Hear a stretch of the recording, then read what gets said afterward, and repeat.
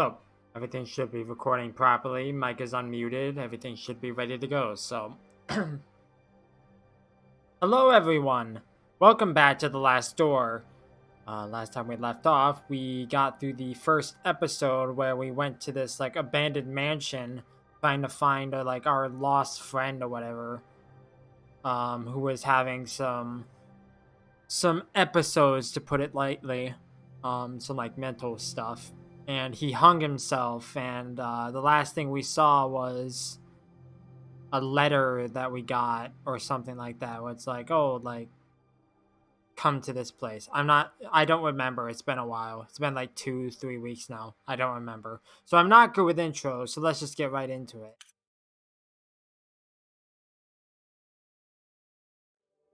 I'll read this again. Father in heaven, hallowed be your name.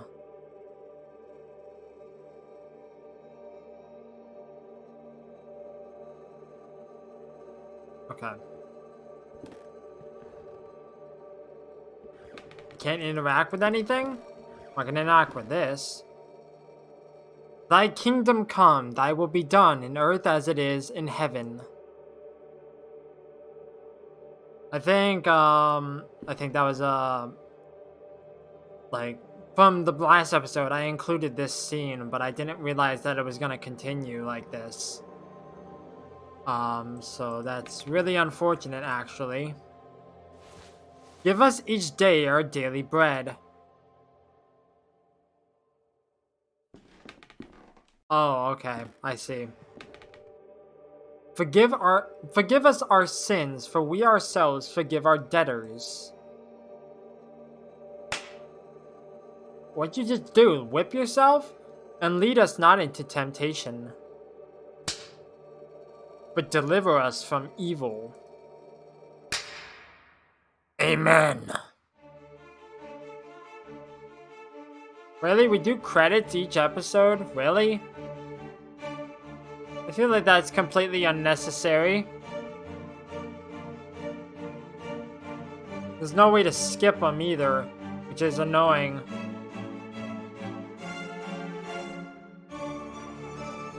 That is really loud.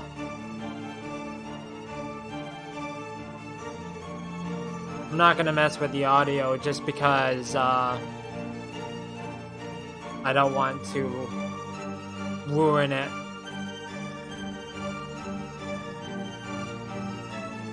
I bet that website is defunct now.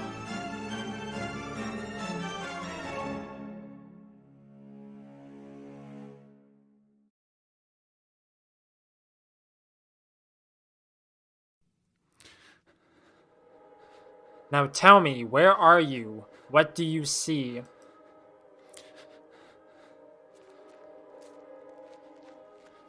I don't like the breathing. That's kind of terrifying. Don't give me a cheap jump scare now. Up, hanging body. Who is it? Is it Anthony? Answer me.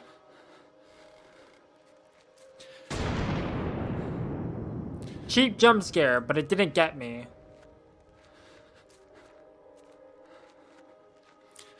This is like all up in my face like that, which I think it happens eventually.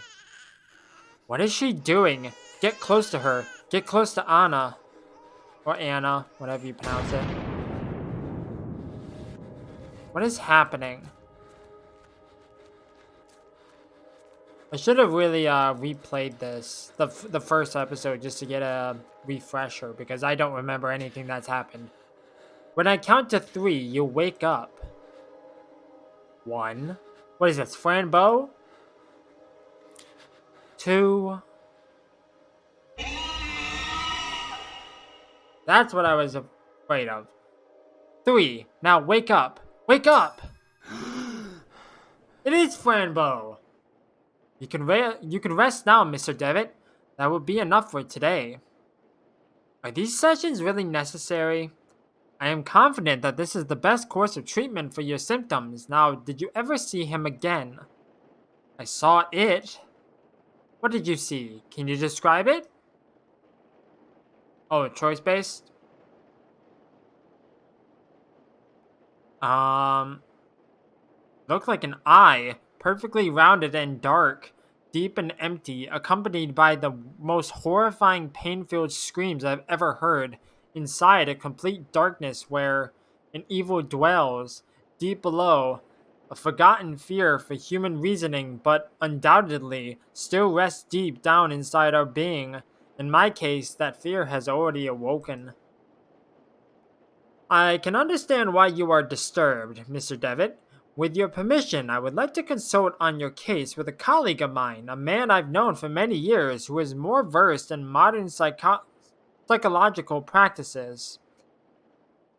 I think his knowledge and experience would be very helpful in enabling us to understand your condition. If you think it would help, Doctor, I leave it in your hands. The agony grows increasingly unbearable, and if you believe this man can help, then I welcome his aid. Thank you, Dr. Wakefield. I bid you good evening. That doctor's gonna die. Anthony, my friend, what really happened to you? How could you have let your wife Anna die so awfully? These doubts consume my soul. I hardly remember the time we spent together as schoolmates. I confess that beyond our enduring friendship, I can recall little of those years. Were your words a result of an increasing loss of sanity? In your letter, you wrote that someone awaits me. A warning toward me from a genuine danger, or merely the ravings of a brilliant mind addled by insanity. Something stirs uneasily within my heart. I will not rest easily again until I go back to that boarding school and find out what secrets may lie within. Farewell, Mr. and Mrs. Beechworth. Rest now in peace.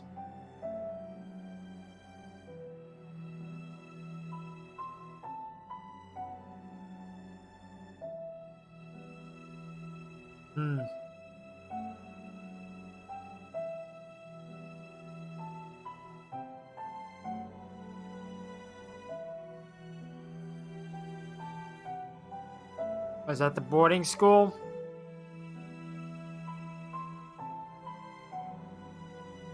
Episode 2, Memories. Now see, that would have been a good spot to stop, but oh well. Okay.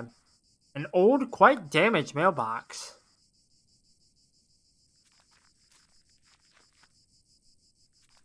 Wait, is this the way I need to go? I don't know.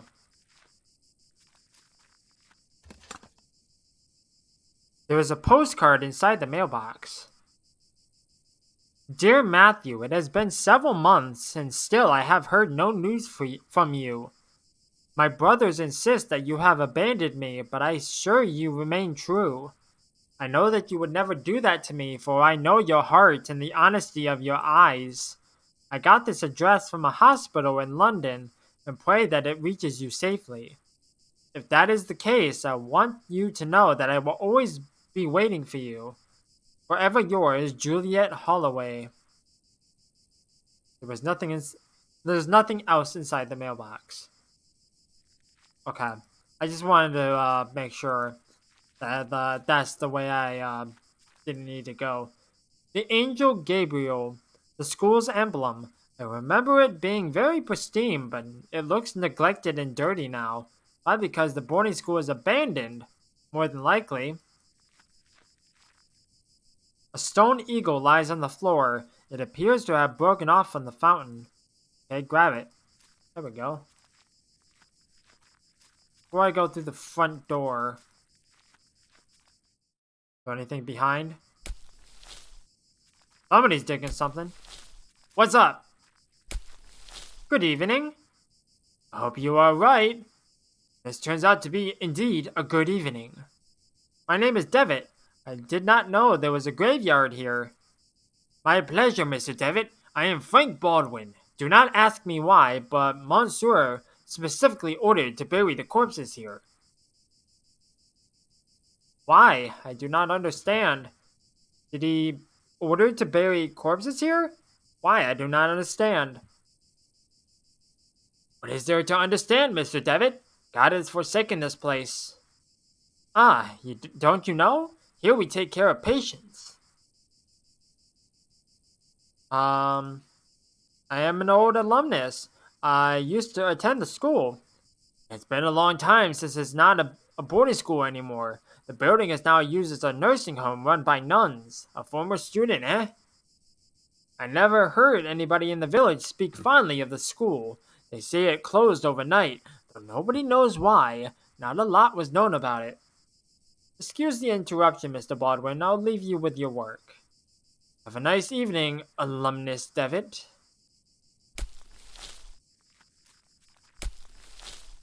The small group of graves has been haphazardly arranged. Okay, keep walking over. Is there anything over here? Oh, I didn't realize there was something down at the beach. I thought I was just gonna, like, look at the view. A piece of old fishing net. Grab it. Many years adrift have perfectly smoothed this flotsam into a small log. Is there anything else here? Anything at all? No? Okay. Well, it's a good thing I came this way first, because that way I don't have to go all the way back around.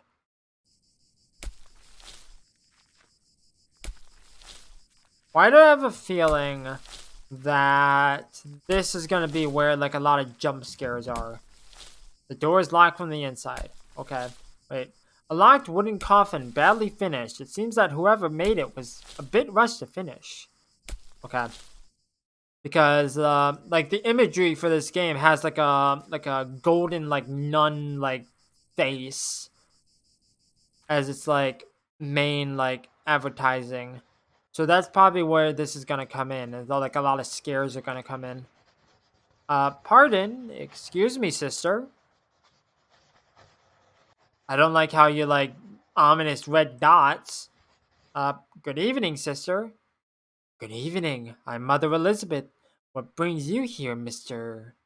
Devitt? I'm a former student of this boarding school. As you can see, Mr. Devitt, it stopped being an academic institution a long time ago. Is now exclusively dedicated to prayer and the well-being of the patients under our care. Why do I have a feeling you're sacrificing them?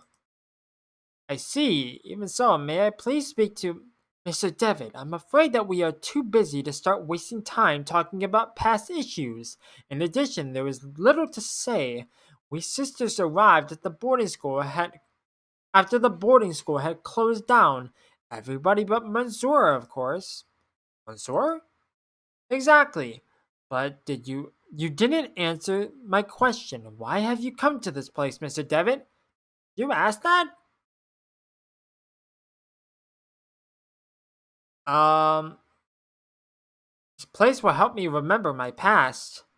If you have memory problems, I would recommend you to visit a doctor immediately and don't waste your time here. I guess that it would be a good idea to visit this place again and perceive the passage of time. Perceive the passage of time? What are you talking about? To be honest, I prefer not to talk about it. I couldn't tell you why this place is so important for me, but it is, a lot. Well, I appreciate your honesty, Mr. Devitt. I'll allow you to stay around here. I hope I won't regret my decision. Don't worry, Mother. Thank you.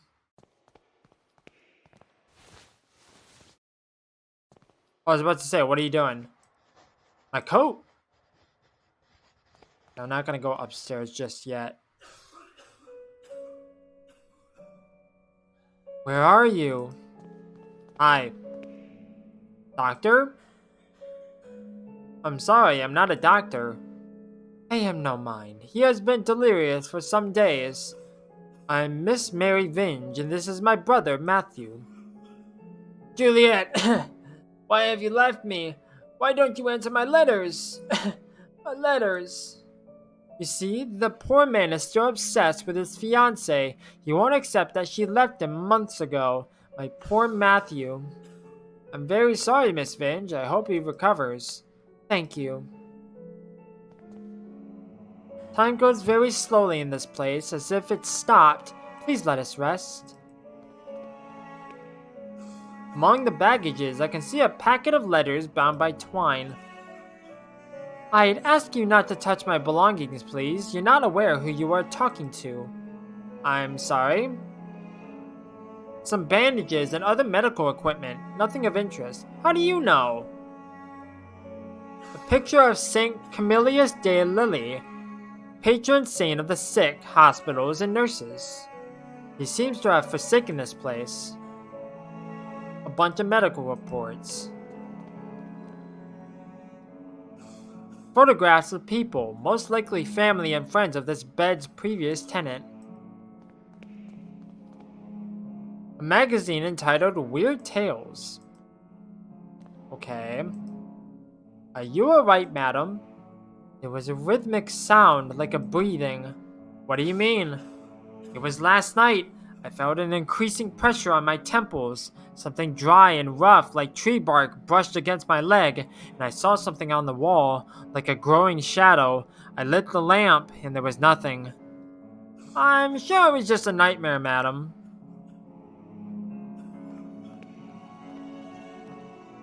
He is quite a pale young boy. He is asleep. I can't look at the pictures on the walls? No? Please help! Please, someone, Yeti. I'm sorry, you cannot be here. Is there some way I can help? Don't worry about it, sir. The Lord looks after each and every one of our patients. He will provide you with all the help you need. If you wish, you can pray there, next to the statue of the lady. Don't you think she is beautiful? The Virgin listens to those in need.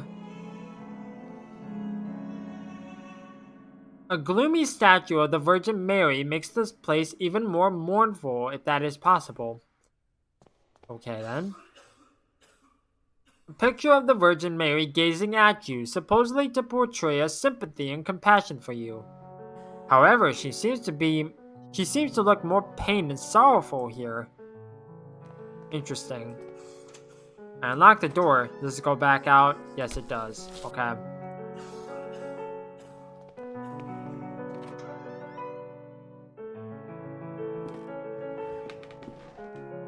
I remember that we used to keep here some textbooks. Now there's a music box.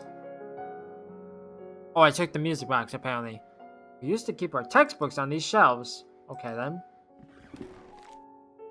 Dear brother, I have received your letter and I'll try to write you more frequently. I hope you are studying a lot and you feel comfortable there.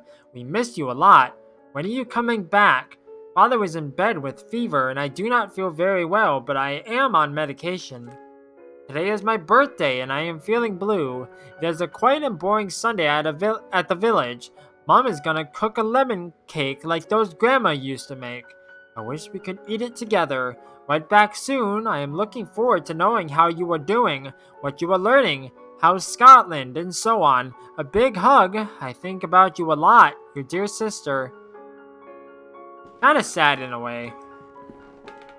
Kinda like sorrowful.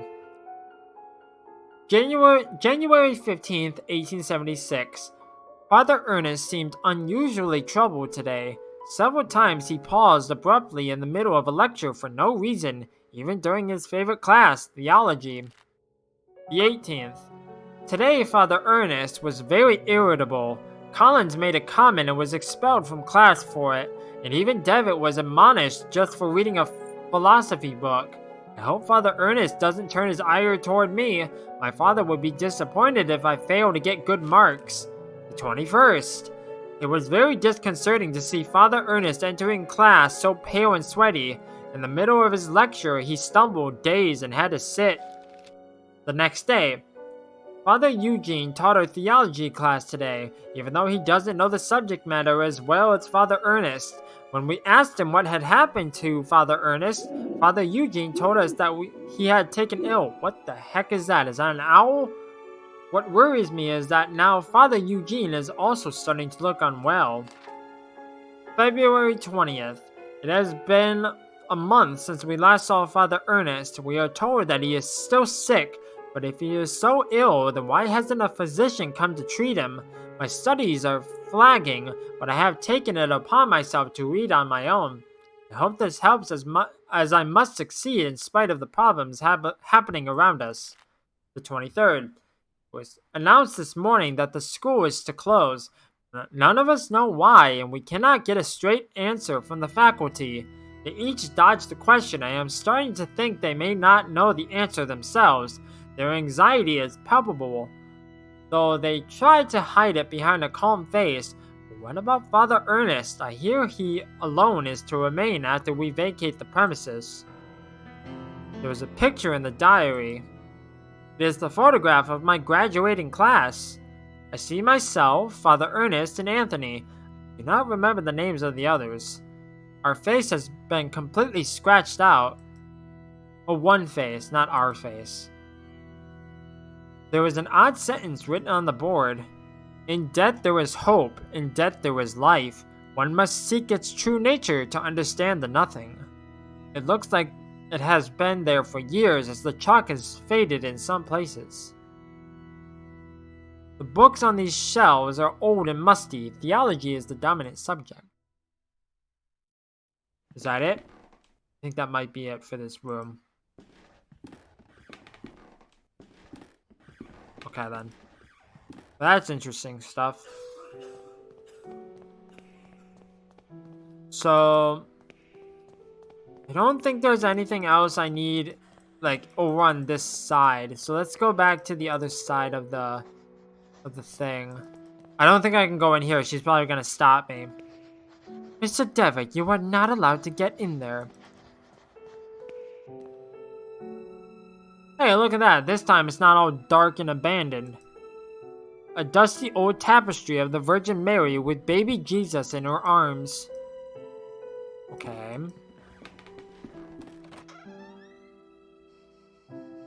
Hi. Good evening, sister. Sister? All this suffering, all these tears, all our prayers unanswered. What do you mean, sister? All these years entrusted to the Lord, praying, looking for a sign, for something that can give me strength. Every day I hear them cry, pray, scream, and die. And what for? Where are you, Lord? Why don't you answer me? The Lord works in mysterious ways, sister. Certainly, yes, but I don't ask for much, just something to go on, a path to follow. I can't go on, not like this. Excuse me, sir. A syringe next to a flask with a label that reads morphine. Oh, can I not take it? An old mirror that hardly reflects. One of the humble beds where the nuns sleep. On the upper shelf of the antique cupboard, a well-worn Bible and rosary beads gather dust. Is there like nothing in here that I can take? It doesn't seem like it. A worn out and faded tapestry of Jesus Christ. Another tapestry, though I remember from my school days the student dormitory was here. The wooden stick is not sharp enough to cut the tapestry.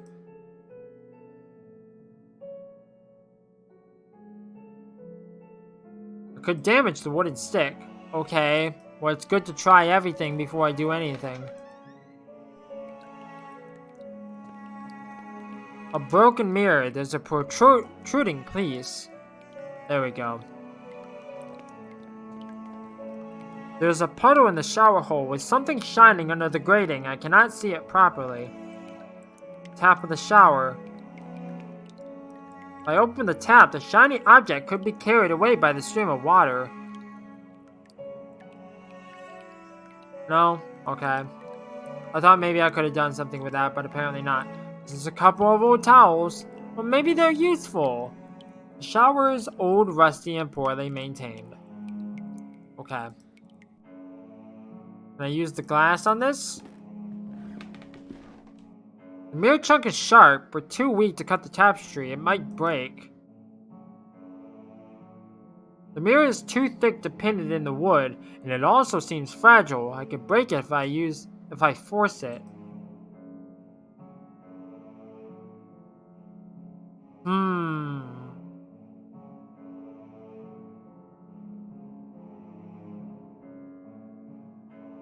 Huh. Okay.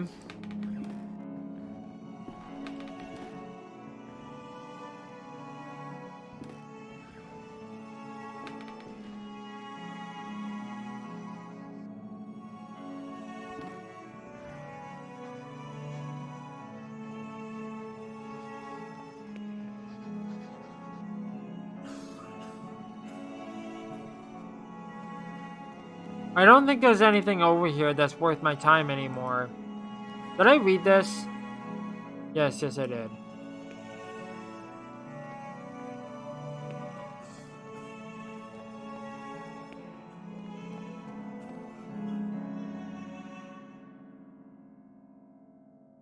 The wooden stick is too thick to use for winding the music box. I need something thinner. I don't think that breaking the music box serves any purpose.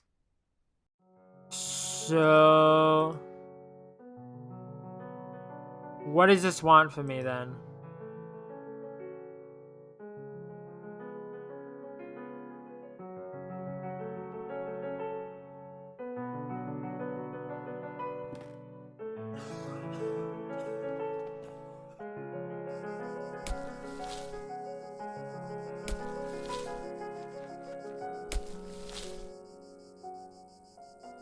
Excuse the interruption.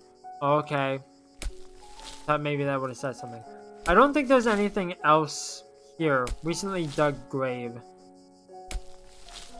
Like, I think I've gotten, like, everything I need from the outside here.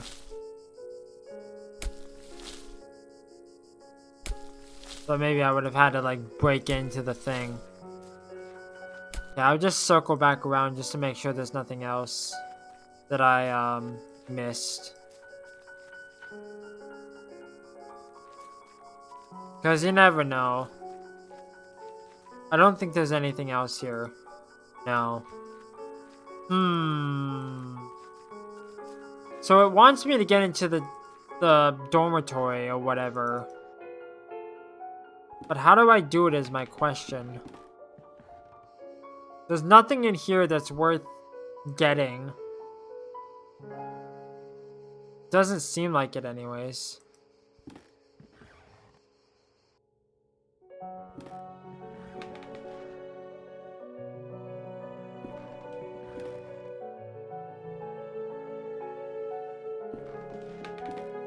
The net has no use here.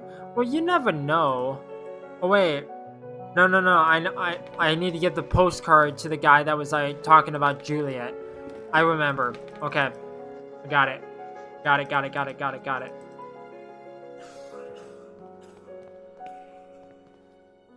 Mr. Vinge, I think this letter is addressed to you. Oh, thank you. Leave it with me if you'd be so kind. As you can see, my brother is too weak to read it. Well, Matthew, let's see who has written to you. Oh, it's a letter from our mother. Dear Matthew, I hope you are recovering. I wish that your beloved sister and you come back home soon. Mother needs more care now than ever. She worries a lot. Miss Vinge is making up the letter's contents. Bitch? Oh.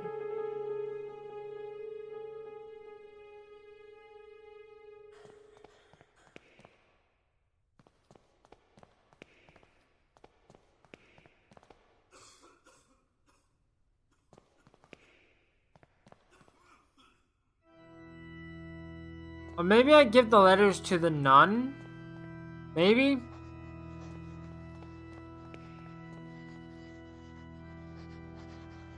No?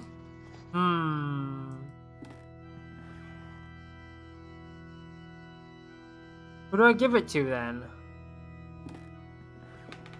I have to give it to someone. Unless I need to like break it open or something. No?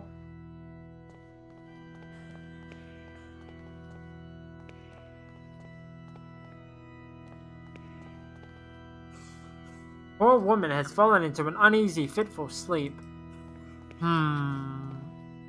Okay.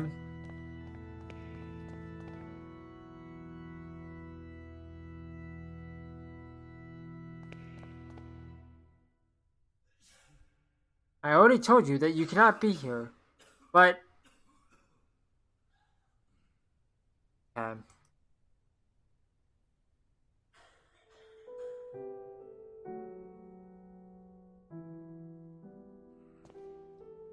I don't think the statue needs the music box.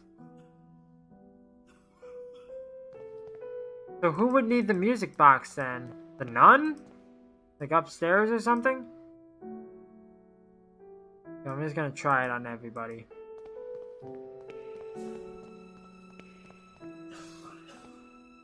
Because maybe the music box... Like, play it for her. I am so confused. Look, I thought I was onto something, but now I don't know.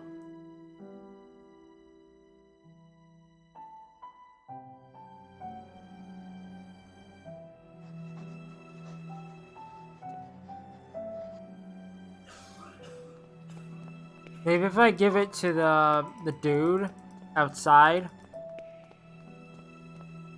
That's the only thing I can really think of that might be an answer, but other than that, I have no idea.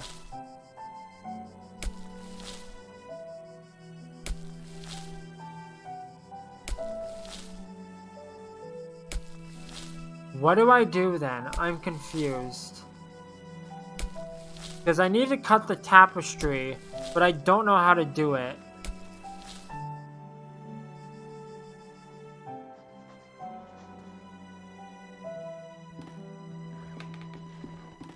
And at the other end of the hall, there's the showers that has the shining thing, but I don't know how to get it.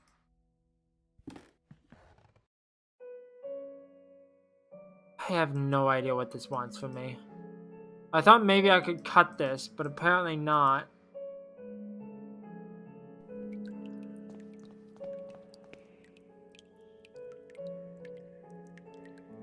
No, that's where I got it from.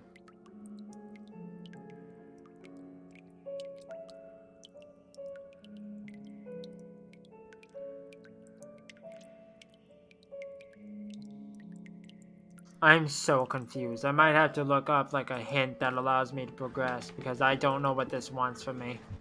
I think that's what I would do, so give me 1 second.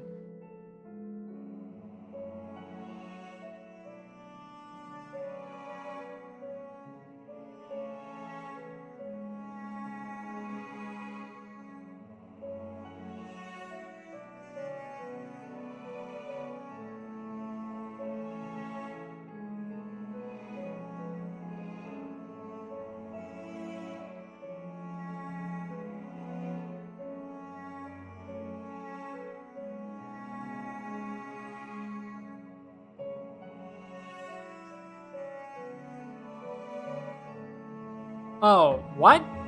Really? Really? I thought I did that, but apparently not.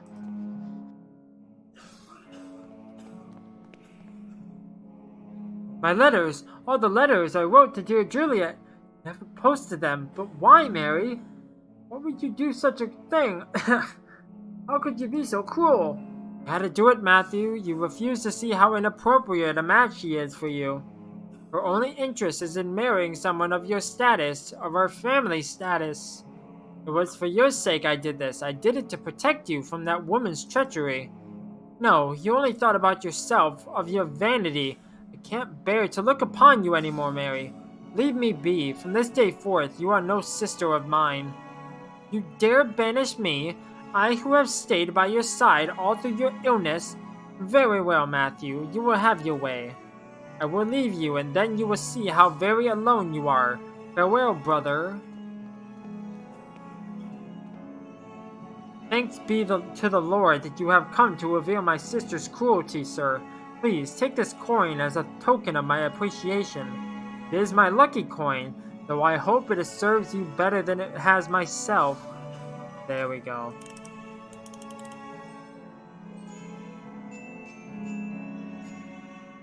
See, that's the one hint that that I needed.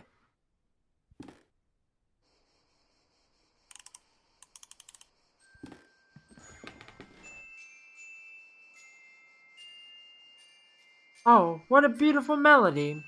It reminds me of my youth when I was vibrant and full of purpose. I knew my path then. Oh, may God bless you, for you have given me the sign I was looking for.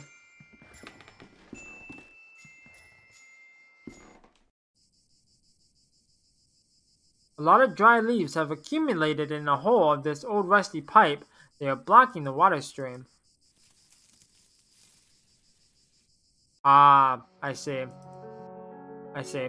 Now I can do this, drain it out, and then I can probably go outside to get whatever is in the thing.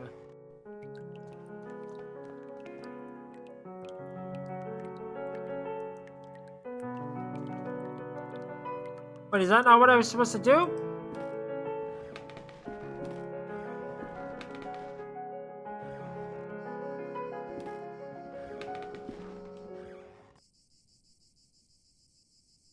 The hole is very sharp and rusty edges. If I try to put my hand in it, I could cut myself.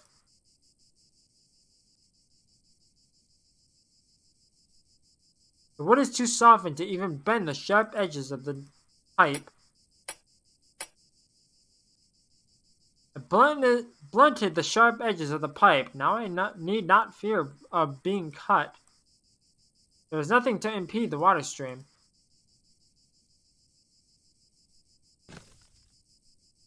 The net should catch anything coming down the pipe. There we go.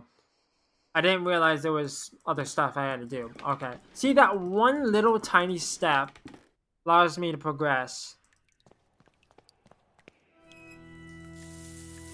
Okay, why did the music start playing here? That doesn't, like, bode well, it seems.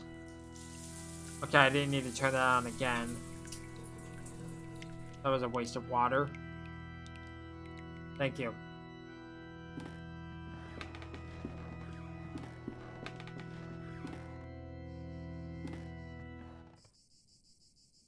The net has caught the shiny object.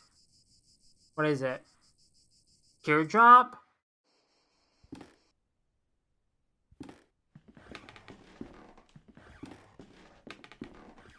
The tear doesn't work to cut the tapestry.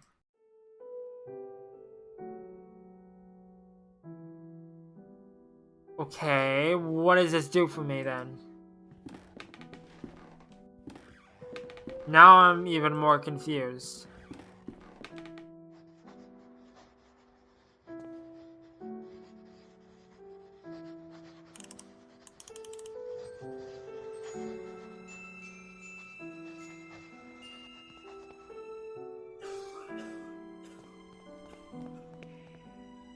Seems there is still hope to bring my fiancé back.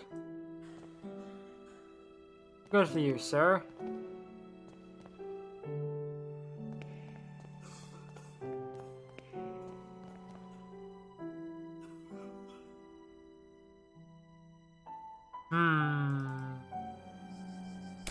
What does the teardrop do for me then? I don't know.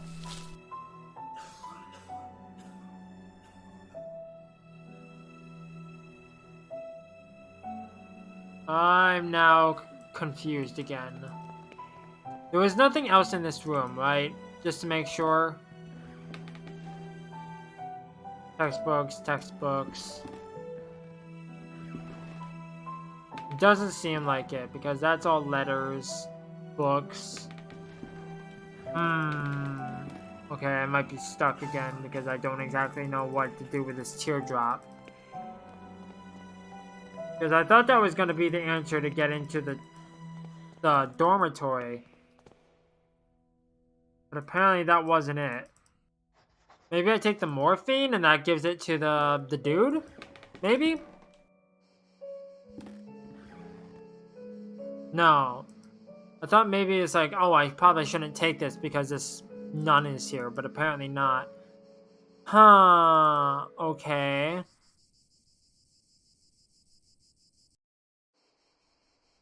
Okay. I'm stuck again.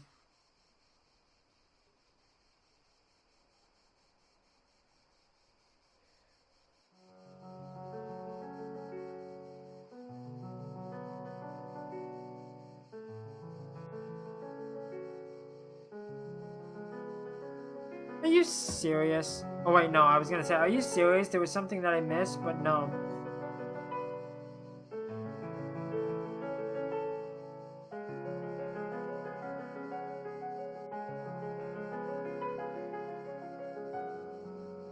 Okay.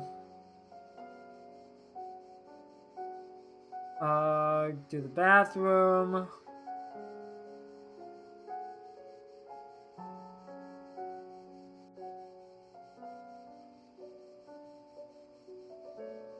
Really? Really? I tried it on everyone, but I didn't try it on the statue.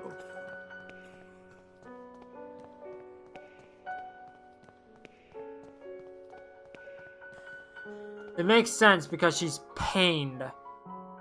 I have placed the glass tear in a hollow of the Virgin's cheek. It seems that it fits perfectly.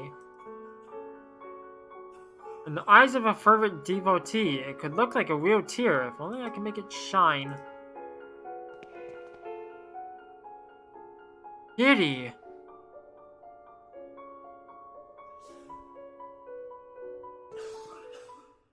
Kitty! Oh, our mother is crying. Oh my lord, what does it mean? What have I done? What have we done? Please help. Okay, goodbye then.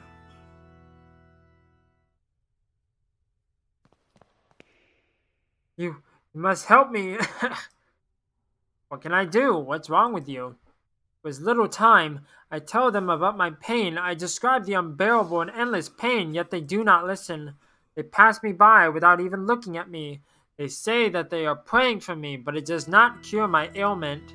But sir, I know, but I beseech you, you will be saving me from horrible torture. I will be eternally indebted to you. I understand. Your request is terribly hard for me. I guess I could find the courage to help you. I understand the magnitude of what I am asking. God bless you, sir. I do not know how I can show my gratitude. What I need you to do is, without the nuns noticing, to try to get an amount of morphine enough so that I can be embraced by the deepest of dreams and in that way stop the rhythm of my heart.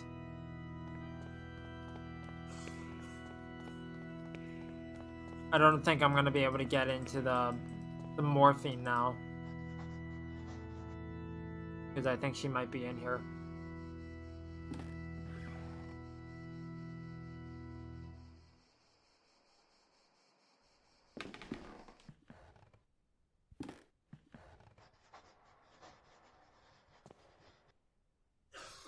There we go. Here's like one step causes me to hinder my progress, and then I'm just stupid. He's gone. There was a note on the bed. Baldwin lies.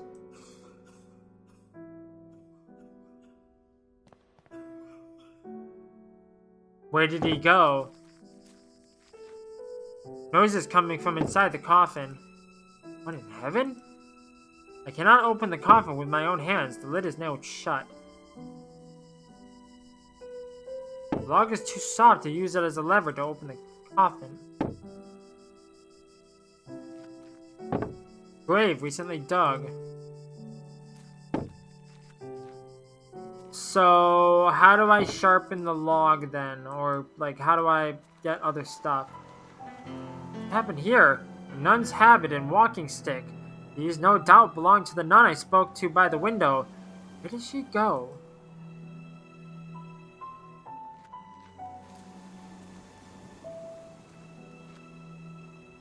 Wait, was I supposed to... Oh no, I was gonna say, do I have to do that?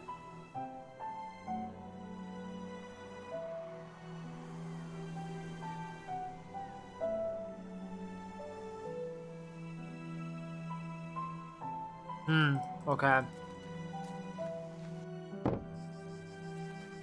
I'm just looking to see if I'm missing anything for the sake of time. So I need to go to the front of the house.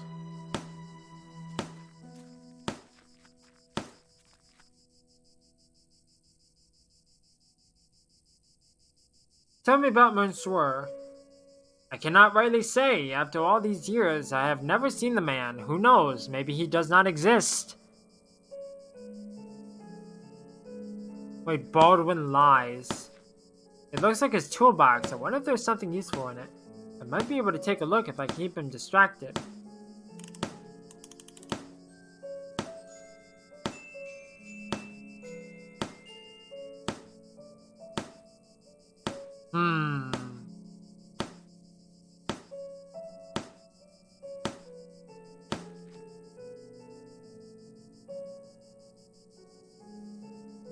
Tell me about this place. Well, the construction of this building was ordered by an Episcopal Bishop of Aberdeen in 1805. Tell me about Aberdeen. It was the place where I was born and raised, one of the biggest cities in Scotland. If you look there towards northeast, you'll see King's Chapel's tower, the highest point of the city. Oh, you seem a bit distracted, Mr. Devitt. Oh, do not worry about it. Tell me about Mother Elizabeth. She's pretty strict. I cannot tell you that much, Mr. Devitt. Do not think she likes me very much, either. Okay. No, I didn't mean to do that. There we go.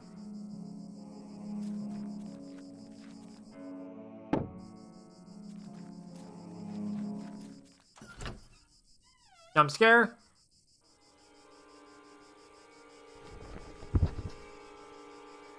The darkness of his eye. His body is petrified. He has a look of sheer terror in his eyes. Oh my god, what has happened? Talk to me. Mother Elizabeth is trying to make him come to his senses. Oh, now I can get into the thing. Actually, I'm gonna go around because it's faster. Oh, the dude is gone. A large, bright, and ornate key.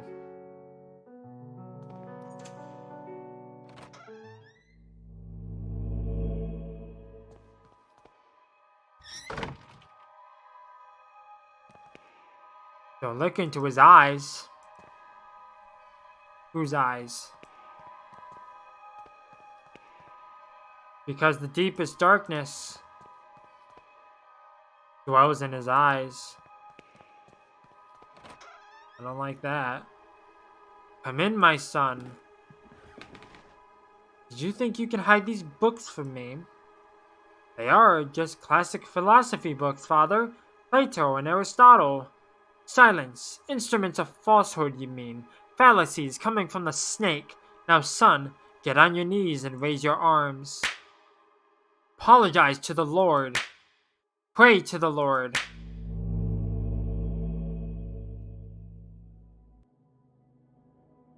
Malum Inse?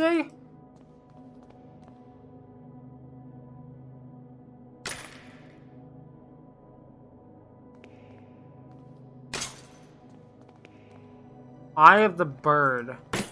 Like the raven? Or the crow? Oh, hi. You were at the very beginning, but there's a lot more crosses this time. Lord, your eyes burn me. I don't deserve mercy nor forgiveness, or, oh Lord, have mercy on my soul. Who are you sending me? Is death to whom you are handing me over? Has my hourglass already run out of sand? Father Ernest! Ernest? It's been many years since I last heard that name. Since... Oh, I see. Father, I'm here to be able to remember. You have to help me, I beg you. Pleas, entreaties, petitions, praying, torment, exemption. Past times bring us just misfortune and pain. Father Ernest, I was one of your students. One of my old students, you say? It's only the Lord who teaches us. We all must follow his ordinances and disciplines. Get closer, son. Come pray next to me. There's a letter on the ground.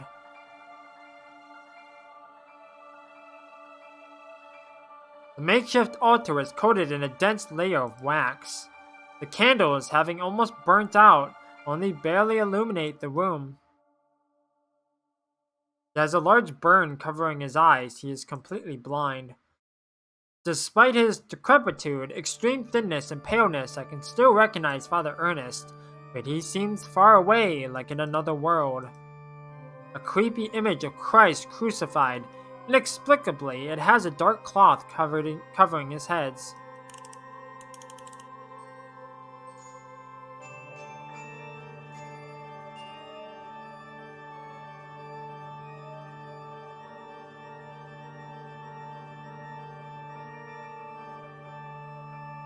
Okay, what does this want me to do then?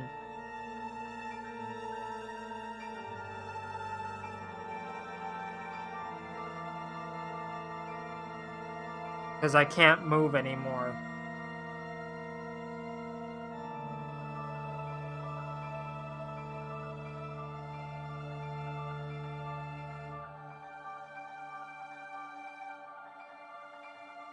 Oh, I just have to talk to him, okay. Glory be to the Father, and the Son, and to the Holy Spirit, as it was in the beginning, is now, and ever shall be. Now, my son, tell the Lord which one is his voice, the sharp sword, the wise quill, the delicate petal.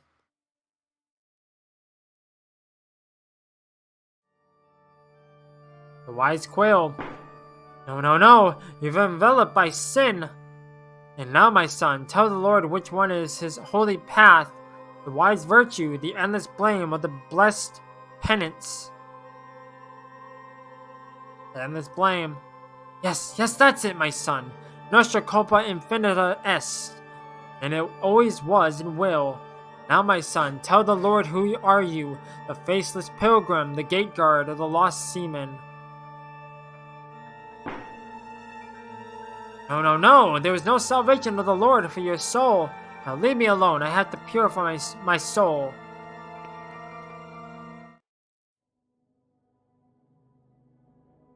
No, you were there, you didn't hear me? Get out of my room. Despite being blind, he preserves good hearing. I must be careful when moving.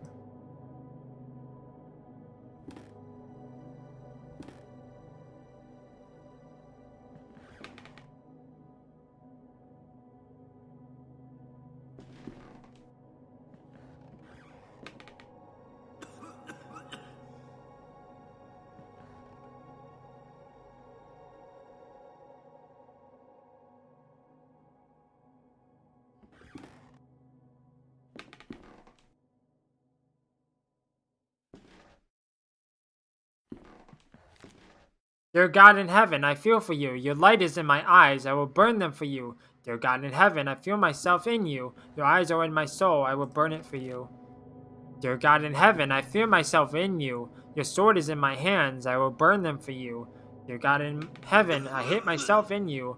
But my blame is in your heart. I will burn myself for you.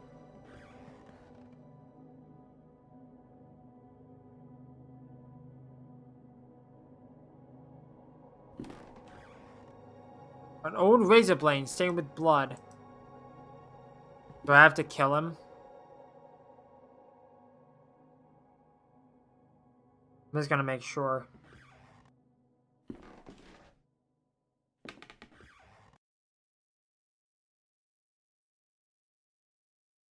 Okay.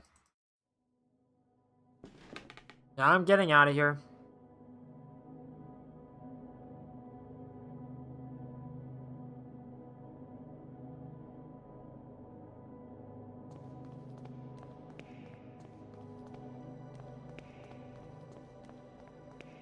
Oh, now I can get into the tapestry. Okay.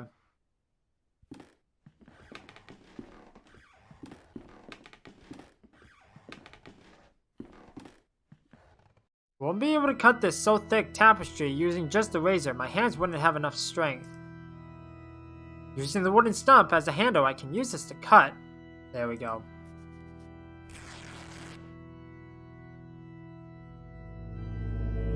Back to the past. There we go. And finally, our expert on philosophy, Jeremiah Deffitt, shows up. Where were you, my friend? We have been looking for you. Why were you looking for me? Well, as I was saying, tonight is the perfect moment for our next meeting, but I suspect that someone outside our group is secretly surveilling us. Who is it, Anthony? My dear friends, it is Professor Glynn. You mean Father Ernest? Certainly, no doubt about it. Therefore, dear colleagues, I have decided to change the venue for tonight's meeting. Have you noticed? Excuse me. Have you noticed the lounge behind the small door of the classroom? I have believed convenient to borrow the key for our necessities. You already know at 12 o'clock you will find that door opened, and I'll be inside the lounge, that is. That is it, my dearest colleagues. Not gonna bother.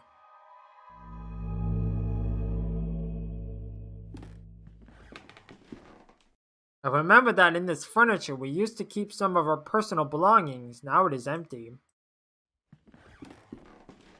Like, I'm just waiting for like birds to like show up. Like, caw, caw. I remember that this is the bed where I used to sleep when I was a student here. Why do you go to sleep on a random bed? That doesn't seem good at all. Mr. Rabbit was jumping through the forest in a warm spring afternoon.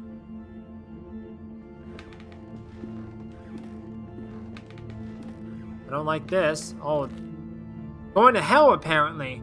When going through a bush, Mr. Rabbit ran into Mr. Wolf, Mr. Vulture, and Mrs. Snake. Mrs. Snake, who were having a heated argument.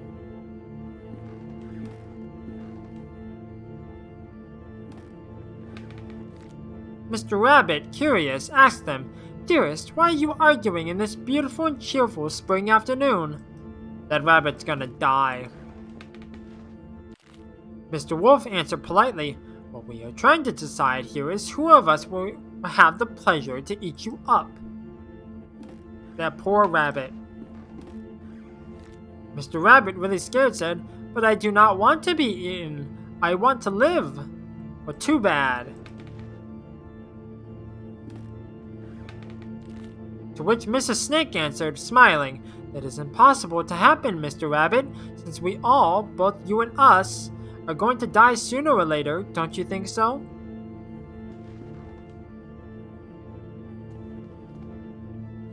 Mr. Vulture added, "Mrs. Snake is right. We should stick to the issue at hand. It is getting late, and as you see, we do not agree.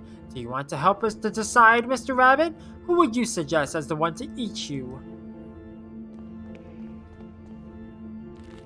After thinking about it for a while, Mr. Rabbit came up with an idea and carefully said, "I got it. Why not to organize a race? The first who arrives to the forest clearing will have the privilege to eat me. No doubt Mr. Wolf can run at high speed, but Mr. Vulture can go flying and avoid any obstacle, and I'm sure that Mrs. Snake knows all the shortcuts within the forest. What do you think? Why I have a feeling you're gonna make him race and then you're just gonna run away." Oh, there's like shadows in the windows. The three predators agreed that it was fair, so they started the race and they quickly disappeared.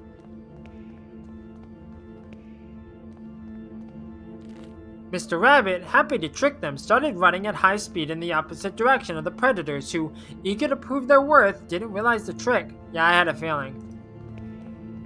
You think it would be a fox because clever like that. Mr. Rabbit was far away from there, and he finally felt safe, happy and proud of his cunning. But suddenly there was a loud bang, the earth shook, frightened birds flew, and everything went dark. The end.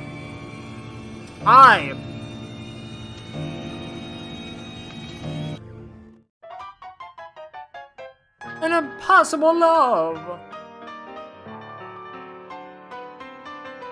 There was something I kept to myself for a long time. The thing is that I love you. I have always loved you. Since the first time I saw you, since the first time I felt your frozen hands.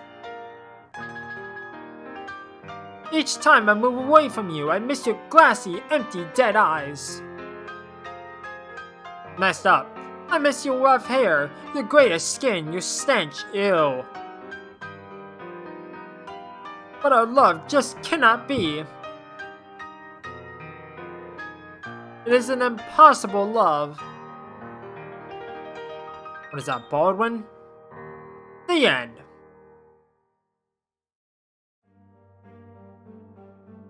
No, not again. How long have I been sleeping? What was all that about? In the nightmare, I found a place in my memories. What place?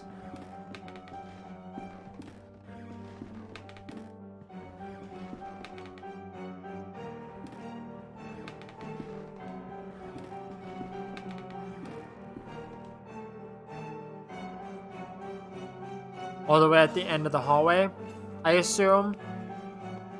Where are you?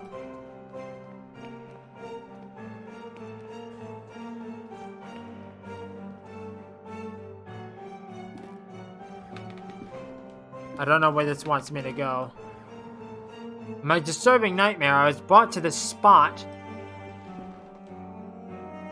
It is the trapdoor I saw in my nightmare. From here sprouts a horrible stench. There was something down there. Oh my god. Did you see? Did you see? It was there, just in front of me, that thing. It was screaming. He shakes uncontrollably, his body racked with pain, and there was only one way to end his suffering.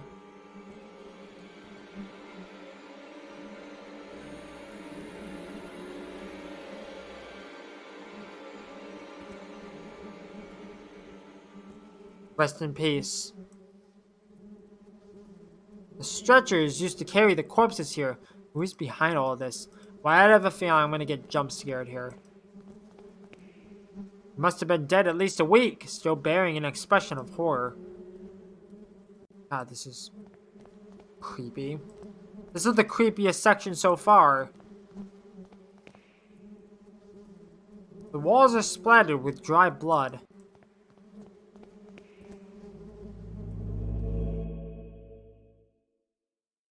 Oh, this is the meeting room. Punctual as always, Devitt. Now all that remains is to introduce our guest. You may come in now, Professor. Brother Ernest. Do not worry, my friend. I invited him to join us this evening. The professor genuinely shares our curiosity, and who better to complete our group than one of the most renowned theologists? Moreover, we mustn't ban those who are willing to explore beyond the veil. The moment we have long awaited has now arrived. Please, all of you, take a seat, and we shall begin the procedure. Soon shall the door be opened, and then may we finally see what lies beyond. Now I ask that you close your eyes. You will feel a momentary prick as I inject you with the serum. What?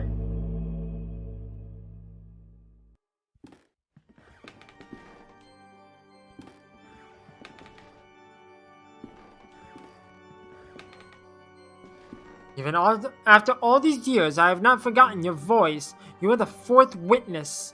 I remember now what happened. What is that we saw? Eye of the bird, Malaman say. What happened to us? What is it that we witnessed? You must tell me. You must make me understand what my mind cannot fathom. It was our curiosity that damned us. We opened that which should not be opened. In doing so, we shortened the veil that separated our world from his. In seeking vision, we were ourselves seen by the eye of the bird.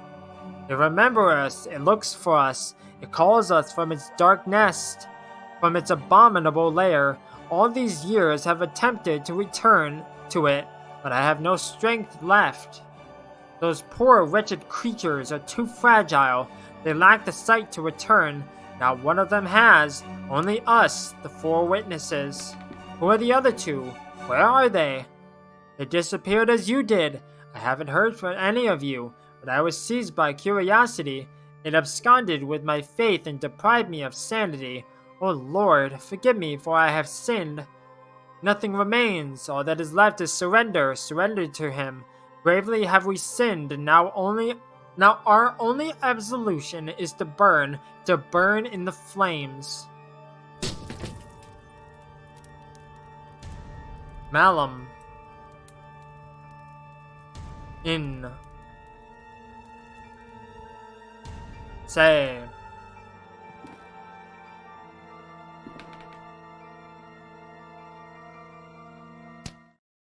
What?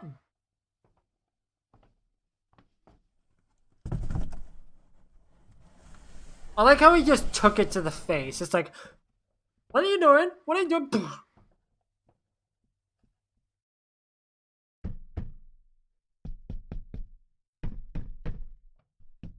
Let me out of here!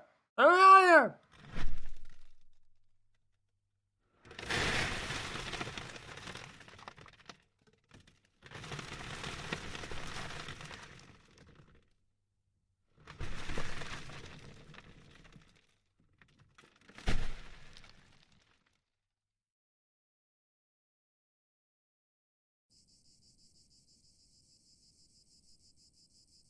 Oh, now we're buried? Really?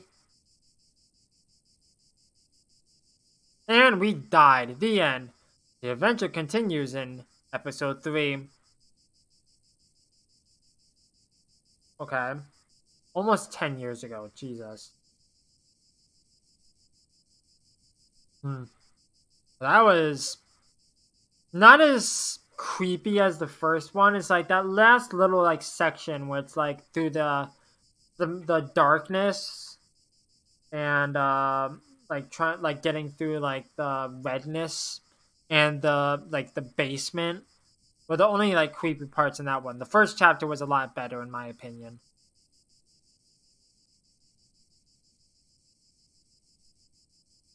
Does this loop? I don't think it does. I just want to see if there's like a thing. Okay, it loops. Okay. Previously on the last door.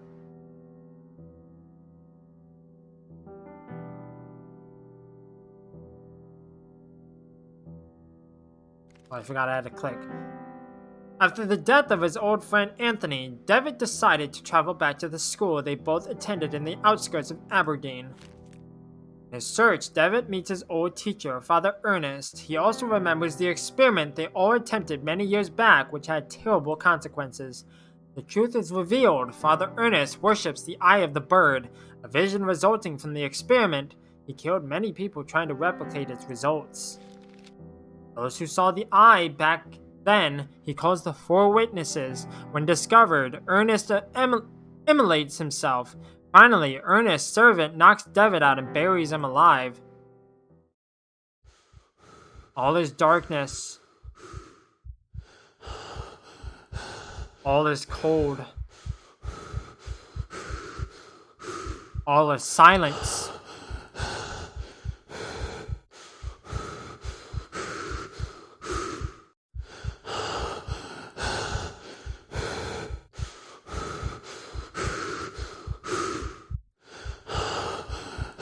What are you, a glutton for air or something?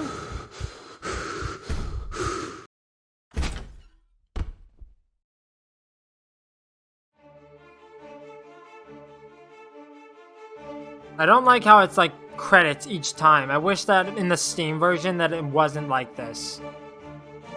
It's really annoying.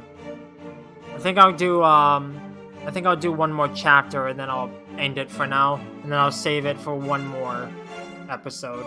Or like one more session.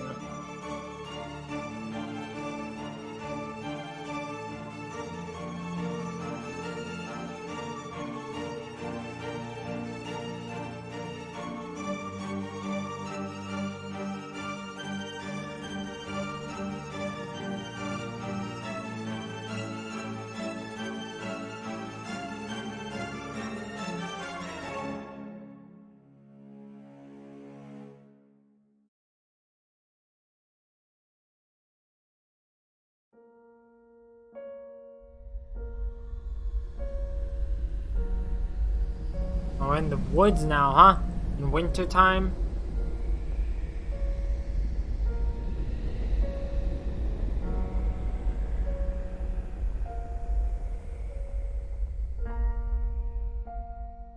Jeremiah, we must talk. With your mother deceased, arrangements have been made regarding your upbringing. A man of my position and responsibility can't take the time to look after a young boy. First thing in the morning, you would depart for Scotland. I am sending you to study at the St. Gall boarding school in Aberdeen. You need not bother to write, as I will not have time to read your letters.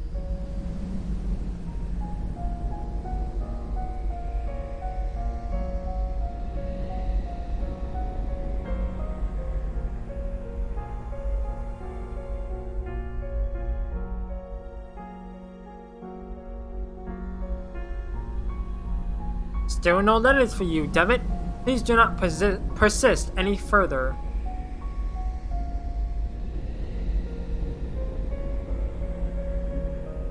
Poor guy.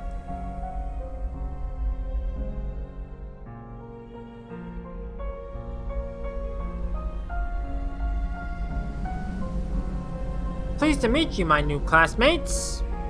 And who is that? Him? Oh, that's just Devitt. Pay him no mind. He's a little odd. Interesting. Hello, I'm Anthony. Anthony Beechworth. This is my first term here. I've only just arrived. I hope we can be friends.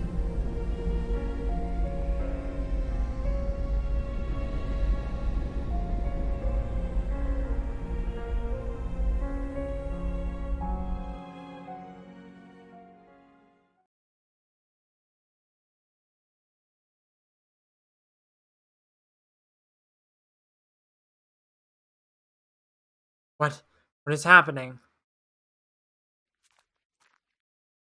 My head is pounding. I feel so weak and thirsty. If I do not drink water soon, I will faint. Dear Lord, where am I? Good idea. Water break.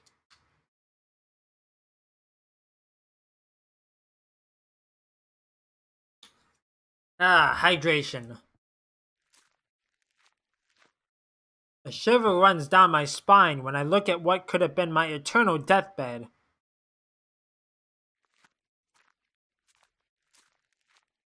Eyes close, ears muffle, and voices hush in the land that loves silence.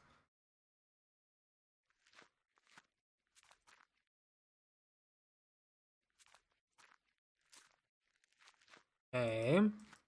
I walk really slowly. I wonder where the jump scares come in, because this is supposed to be a horror game. And so far, I haven't really encountered, like, any, like, real, like, horror, like, scary stuff. I'm in a city. Is it Aberdeen? How could I have escaped? You didn't. Probably, anyways. Cheapest potatoes in town! Young man, could you please tell me where I am? Why do I have a ticket? Where did I get the ticket from? Please, sir, could you give me some water? This ain't a charity, Toff. I only sell to paying customers, so cough up or get out. Can I get a ticket? No? Okay, stop walking away, please. No? Okay, I just want to make sure.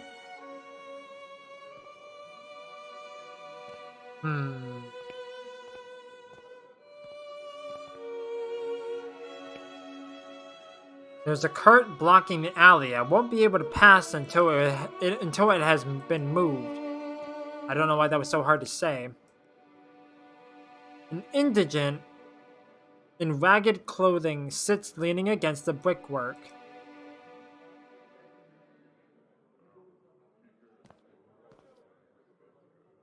The young man sleeps under a filthy blanket. Where am I? It's a good question. A young woman suffers difficulty breathing.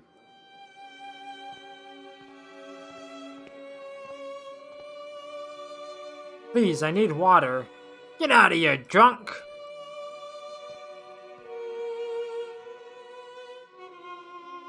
There is a man staring at me from amidst the crowd. Something in his countenance seems strange to me. Please, ma'am, could you tell me where I am? You don't know where you're at?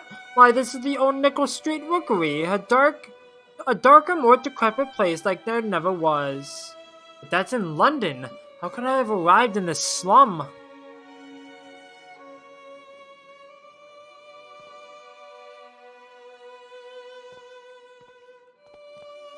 The stench from the sewer drain is nauseating. From the pipe flows grimy water full of soot. Okay, it doesn't seem like there's anything here yet.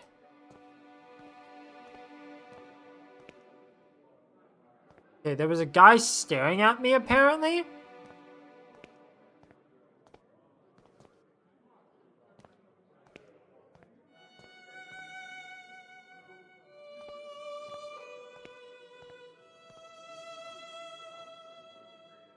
Where do I go then? Hmm.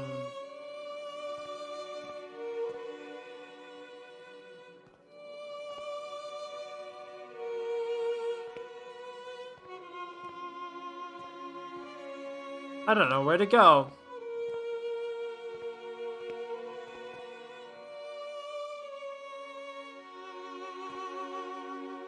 The day will come when I am consigned to such a hole, but nor today, not any such day, as I am fit and able to prevent it. Okay, apparently I can't go back. Okay. You never know with this type of game. Maybe there's something that changed.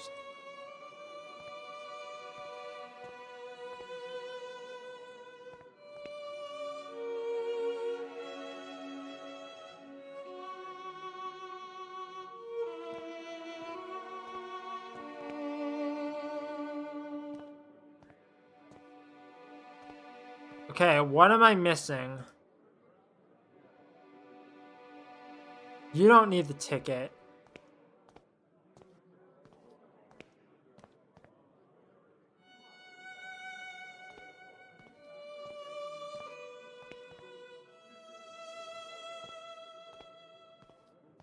Wait, I thought I saw something. No? Maybe I just saw the legs. Huh.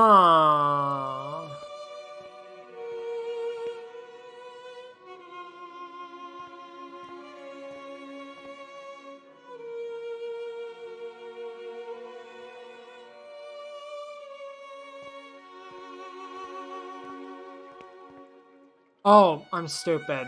Water. The water's foul odor is repulsive, but I am overcome with thirst.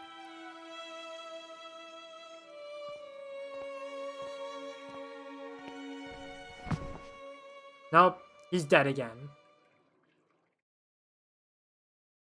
Oh, it's nighttime. I bet everyone is gone now. That was all just a dream. I must have fainted. It is dangerous to be an old nickel at night. I should make my way out of here as quickly as possible. Oh, now you're running faster. Okay. Yep, everything is abandoned now, because of course it is.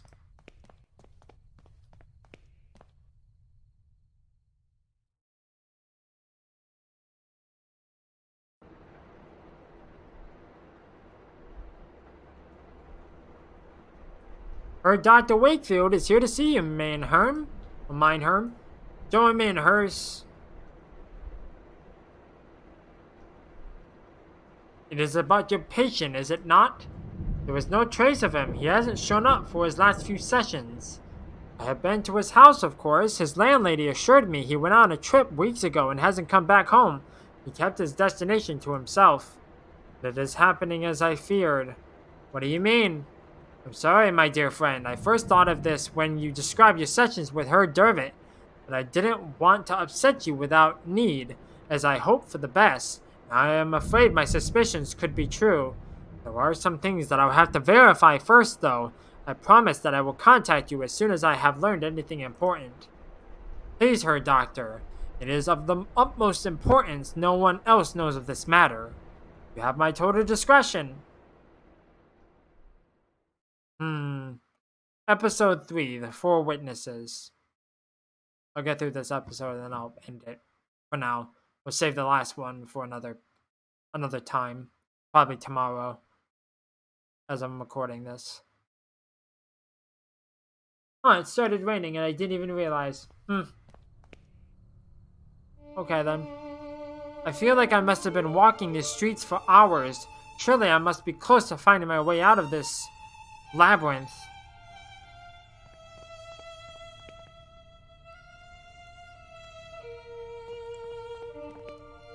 Do you hear them? It's the crows searching for the moans of the weak and dying.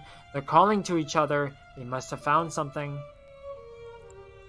These streets are so confusing to navigate. I'm afraid I have lost my way. Could you direct me out?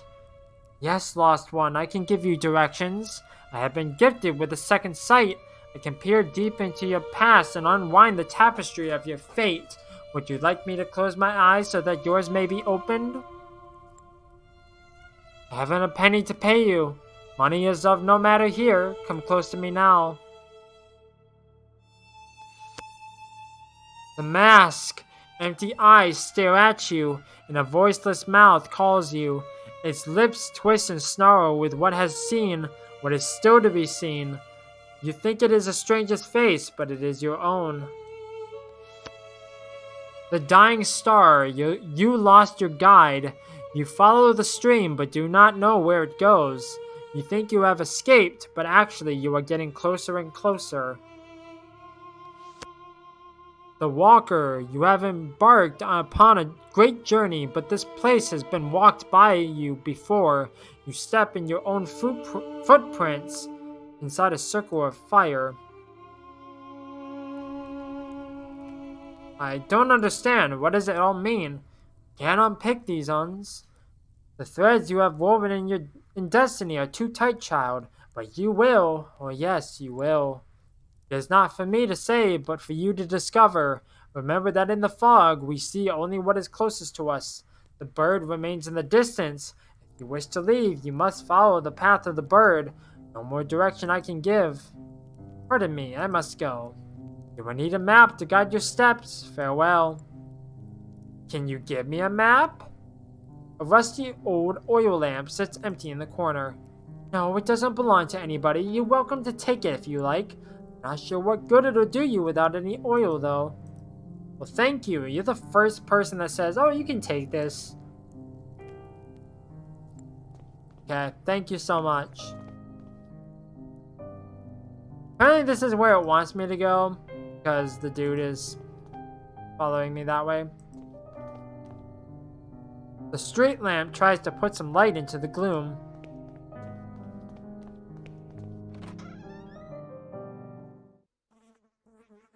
Cool, I don't want to be here. This reminds me of Spooky's House of Jump Scares, or Jump Scare Mansion, whatever you want to call it. A metal plate is planted in the wall. If I didn't know better, I'd say it was a bolt hole.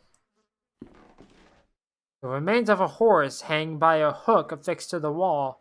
Its blood drains, seeping into the floorboards.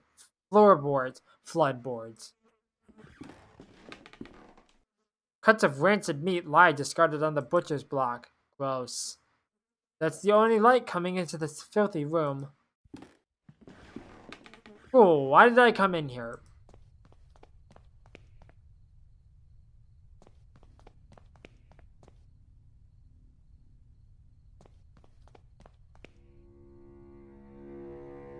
You're everywhere. I didn't realize you would be everywhere. The glass is fogged over, but for a handprint left on the surface. Closed.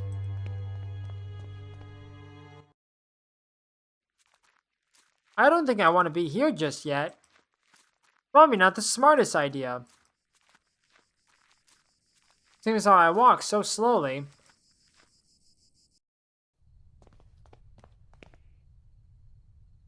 I am lost in the fog. If I am to make my way through, I will need to orient myself somehow. Okay. Before I do that. You may keep my miserable kingdom. You may keep my spike-encrusted jewels. Stay there as you will. Stare into my eyes. I am a shadow and will not disappoint. Do I want to be in here right now? The letters seem to have been inscribed with an oily grime. It reads rats. Not sure if that's a warning or not. Or an exclamation.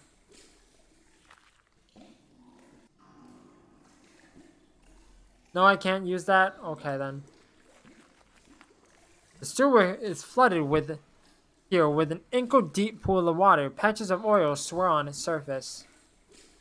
Really? Really? There's not enough light for me to see. Lord only knows what I stumble into. Okay, come here, dude. The gate is latched shut. I cannot open it from this side. It's just rubbish. Rotten scraps of food and discarded papers. Come here. Oh wait, now I'm back here.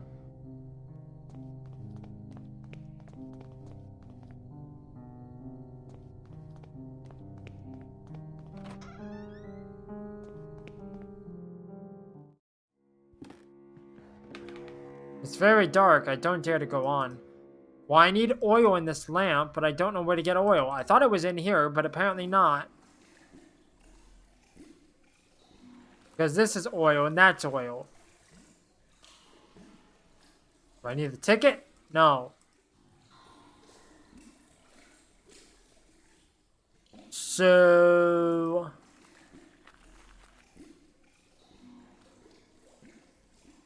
Bruh.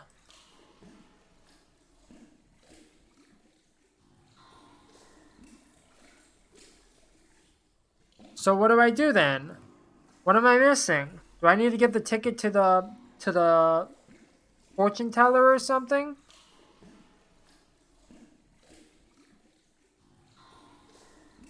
I don't know.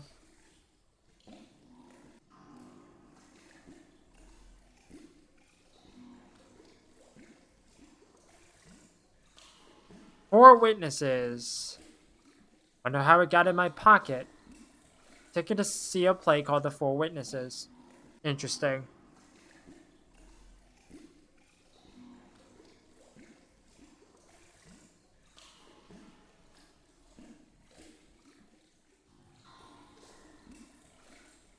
Wait, hold on.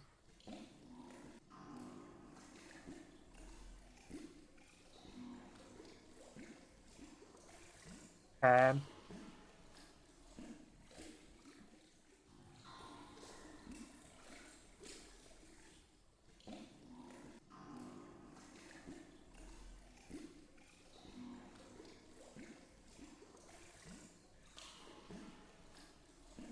Oh, really?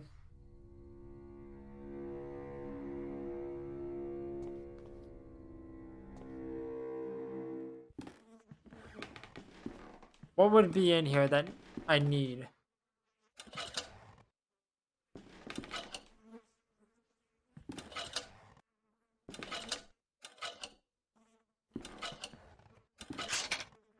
Really? How was I supposed to know that was a thing? Rusted out drums, empty. A bottle of gin, it's empty, but it may be of some use. Really? That's what I needed. This machine is old and in disrepair. It appears to be some sort of filtering machine. Despite its condition, it seems to have been used just recently.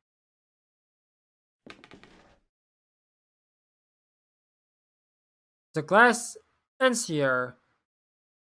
The liquids are poured into the top and then impurities removed through a valve at the bottom. Oh, I understand. I understand. I understand. I understand. So I need to fill in the bottle. I need to fill the bottle with that like oily water. And then I put it in the machine. And that'll give me the oil to put in the lamp. I got it. Got it, got it, got it, got it, got it.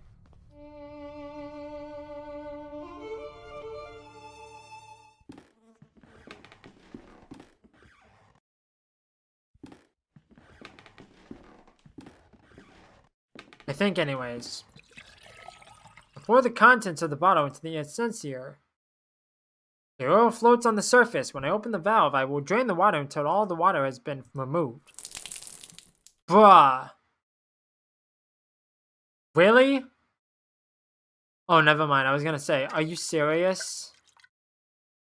I filled the lamp with oil. I hope it will be enough to last the night.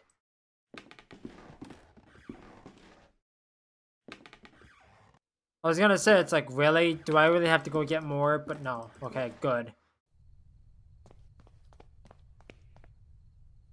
Okay, now I can go in here.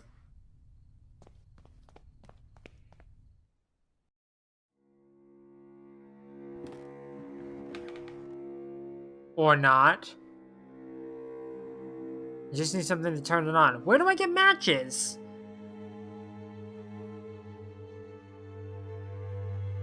Did I miss something?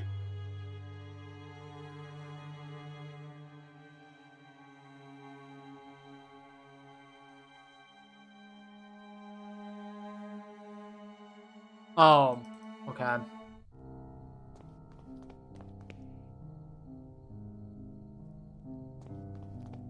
I need this. I would never have thought of this. Though the embers look as though they'll soon extinguish, its meager warmth is welcome. I am following a man. He must have passed this way. How is that man? Tall, well-dressed, red-haired, and a cold look in his eyes. Nightmare of which we don't talk about. All of us, asleep or awake, have seen that man at some time. Please, tell me how to get out of this place. Get out? There is no way to exit the fog. We only can wander around and get lost in it. In the fog, all the stars die.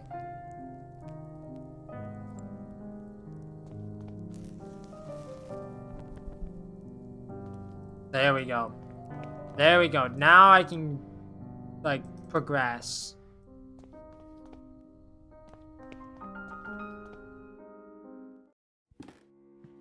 I don't like how slow I'm going, though. That's concerning.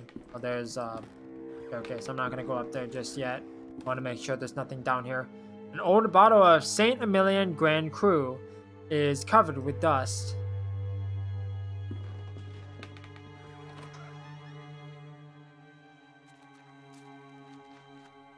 Mold covers the wood stacked in the shed. Judging by the resin oozing on the surface of this tree trunk, it appears to have been recently chopped down. The door is locked. I can't even move it. Okay. That's strange.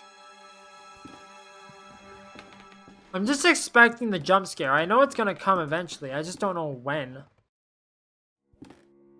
We're back in like the spooky house now. A bright meadow. The picture has faded to a dull color. I don't like the laughing. Now my eyes focus in the gloom. I can see that the person sitting in the bed is an elderly woman. She's just dressed up as a young girl for some reason. She appears not to hear or see me from here. I will need to get closer if I'm to explain myself. My reflection stares back at me through the grime. An old wardrobe. A portrait of a beautiful young dancer. There's something amongst the embers. No, I don't want to dance and sing anymore. It's enough for today. I want my lemonade. I want to play. Who are you? Actually, madam, I'm afraid I've never met you before. I don't know who you are. Ah, don't you recognize me? No, madam, I'm afraid I do not. I'm very sorry. Oh, no, not at all. It's fine. It's been a while since I last performed, I suppose. But don't you forget it. I'm the great little Caddy, singer, dancer, the golden girl of London's music halls. I want to get out of this place. Hide and seek. Oh, I do love games. I go to the fog when I went to get away. Daddy won't find me there. You see, I'm in the fog. There are no faces. I'm looking for a gentleman. He's well dressed with red hair. Do you know him? He led me to this place. No, father. I have been practicing the latest repertoire as you ordered. I have behaved very well today, haven't I? Let's play. What? Now stand next to the fireplace and count to 3. Hold on.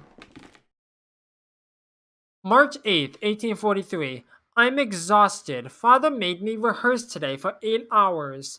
By the end, the music wavered with his trembling hands. It's still a long time for the day of the show, but he insisted that everything must be perfect. One more song, he said over and over. March 21st. Father got really mad at me and he started to shout when, after many hours of rehearsal, I said that I wanted to get out and play a little bit in the street. More and more, he is obsessed with rehearsing, with concerts, with perfection. April 3rd. Am I not the one who earns the money to feed us? Am I not the one people come from all over to see and admire? Is my name not the one printed on all the posters? My name! The dolls for sale at the theater entrance. They have my likeness, my dress, my beautiful hair. I should be the one who makes the decisions. April 21st. Hey, that's my sister's birthday. One more song. Yes, one more. A last song for you, Papa. Interesting. Okay. Go by the fireplace. Can't put my hand or I'll burn myself. 1, 2, 3. What's the time, Mr. Wolf?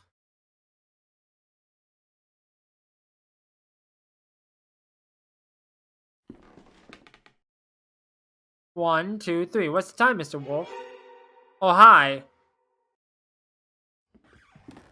Time.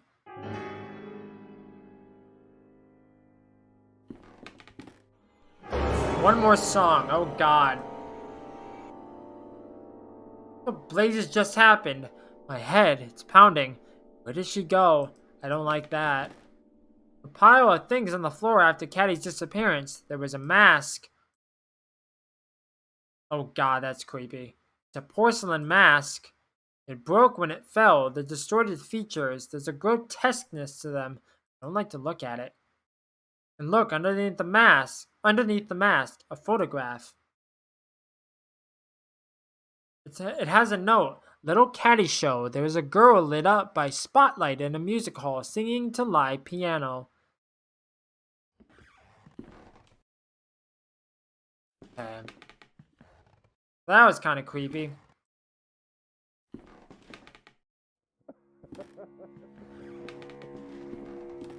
I don't think I can climb this right now. Or maybe I can. Never mind. Forget I said anything. Why is there a cage? It looks like the lyrics to a song entitled The Last Song for You. The verses are scrawled so poorly as to make them eligible.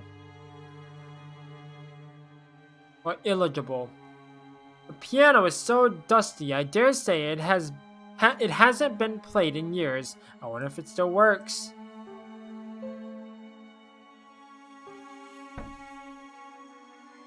Something is preventing one of the keys from depressing. The cage must have housed a huge bird, only a feather remains. Can't reach the feather here. Really? Can't reach the feather through those massive bars. The doorknob is missing. I don't like that. The man in the picture has a quite hypnotic gaze. I missed a photo. A portrait of a middle-aged man. He seems troubled.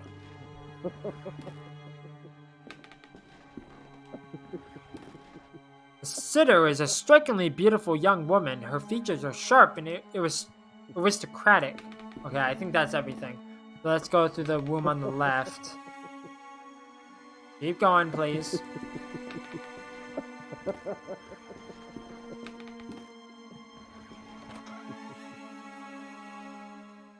Oh, hi. Who are you?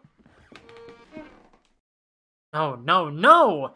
Did I not pray enough? Have I not written faithfully every last note you screwed into me? Middle C up to A, measure G up to C, tied F, second violin bar 2, middle C up to an A, double note E, G, C. No! This was supposed to be our masterpiece. Viola C up an octave and then up to G. What? What? Who do you think you are? Are you blind, man? Can't you see I'm creating the angel's voice? The work, C to A, an octave higher. A fragile voice flutters around the strophe. No, no, no, no, no! Hands swallow you, laugh at you. I lost it again. Are you alright, sir? My inspiration, too, is lost, quite lost. In the fog, the notes moan, just her. Who was she? Oh, beautiful Daphne, the best soloist that a composer could have, the voice of an angel, what made my music possible. She would stand there by the window. The wind caressed her cheeks. It danced in her golden hair. Her dress glowed like an ember in the dusk sun. What happened to her? She was very delicate, like a flower in the desert, like a petal in the storm. The sickness, it just swept her away. Her voice, my God, her voice came from heaven. She was the angel of my music. The mausoleum outside the house, is that where Daphne is buried?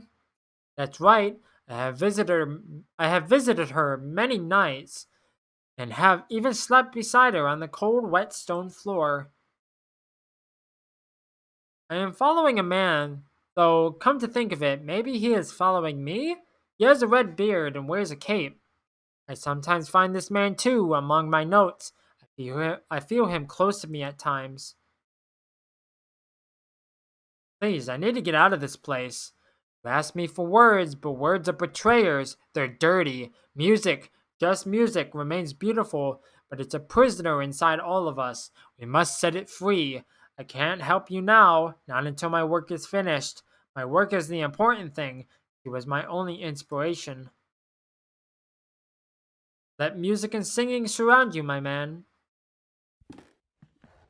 Paper, bound up in a roll. It seems to be a discarded musical score.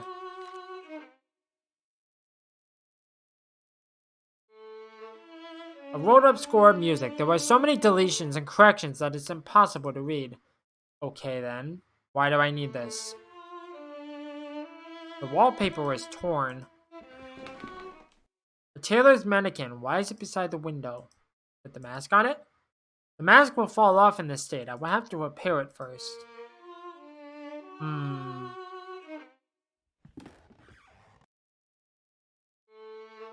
painting of a beautiful young lady with a peaceful expression.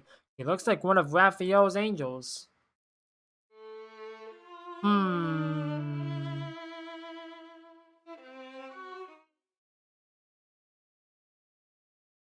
Wait. Wait a minute. Apparently I missed something on the first floor. Apparently.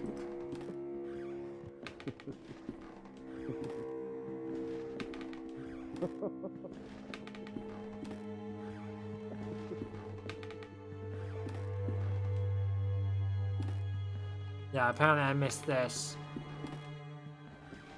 An old worn-out coat hangs on the rack. In one of its pockets is a pair of gloves. Take the gloves, and that'll allow me to get the fire. Okay, that's the step I was missing.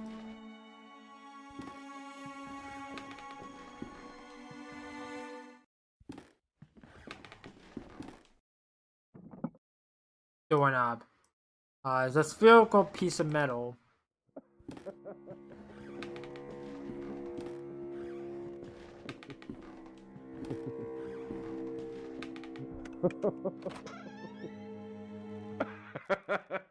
I don't like that. Wooden planks are blocking the window. I can only see part of the outdoors. Big wall mirror is so covered in dust that I cannot recognize my face though. The laughter is coming from behind the curtains. I can faintly see the outline of a figure on the other side.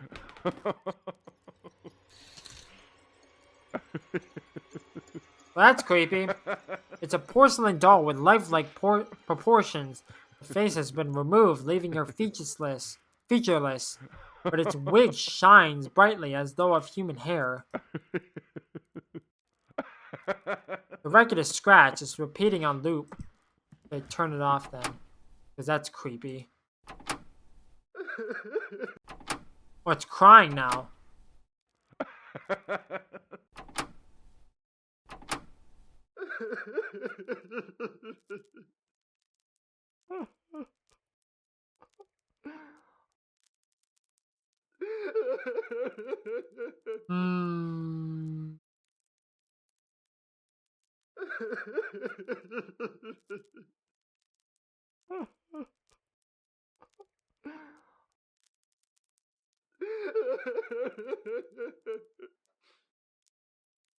Okay.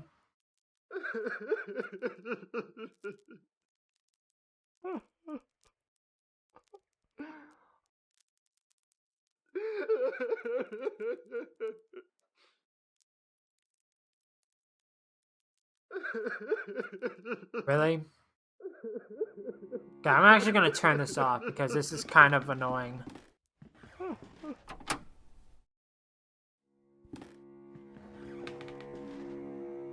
Then I had to press it again. There was a key hidden under the key. Like, seriously?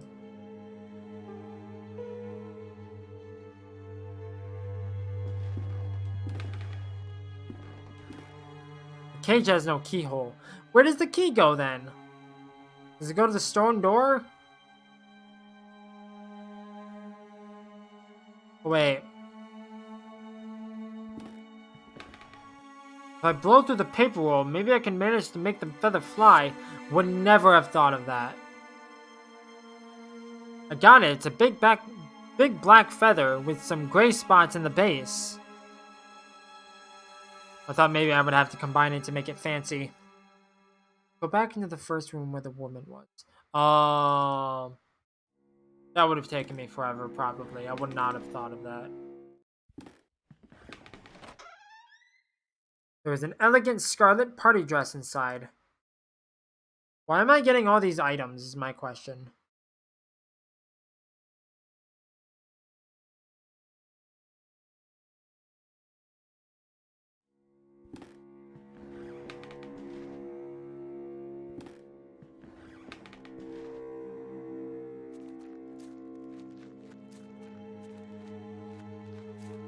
I'm just doing this for the sake of time. I managed to coat the feather with the resin. Now, do I do this? No. Okay. Oh, this goes here. I have stuck the pieces together with the resin. This face, it reminds me of a girl from one of the paintings.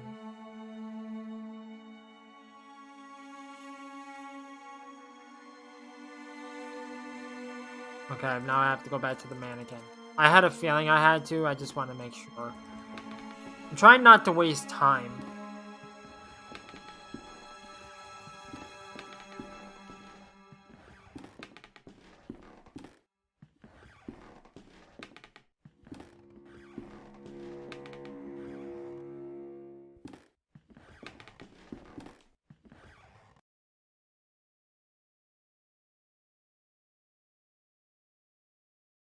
Yes, just right. It looks more and more like the young woman in the painting. Daphne, you're back! Are you a figment of my melancholic mind? Are you the ghost of my dying music? No, it doesn't matter, because you are with me again, and I now know exactly how to compose my masterpiece. Please, take my violin. Now that I have completed my work, I no longer have a use for it. It needs to be with her. Go to the mausoleum and place the violin where her heart lies. The angel of my music will guide you. Here, take the key to the mausoleum, my friend. Look for the Simurgh. What is a Simurgh? It is what the crows are searching for. It is what you search for, too. At least there's music now, so that's a plus.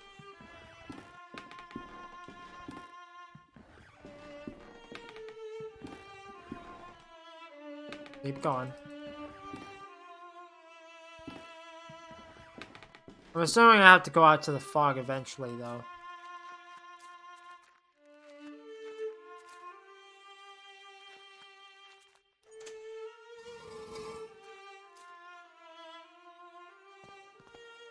Here lies an angel. Great pity must be felt for those who did not hear her. Pity for those who not blessed by her naive grace, not shaken by her heavenly voice, trembling their souls into divine ascendance. Here lies Daphne. Daphne. Can't speak. Here lies Daphne. God rest her soul.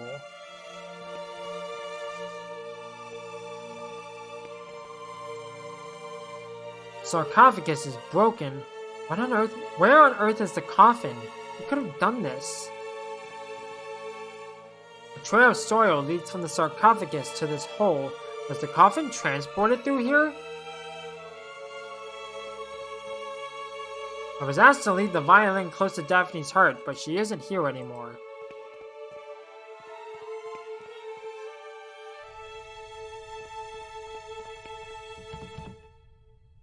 Locked. I can't see anything through these dirty window panes. What was that? Maybe I can see something if I looked into the keyhole? God. Jump scare. Jump scare. Darkness there and nothing more.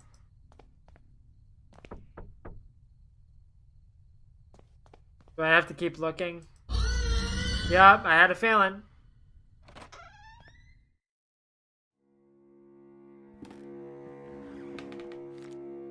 With the help of River, the Naiad Daphne hid from sun in the shadowy mist. She changed her skin from a strong bark so her heart was forever concealed, her dance frozen in the rustle of 1,000 leaves. Books with unpronounceable names in dead languages.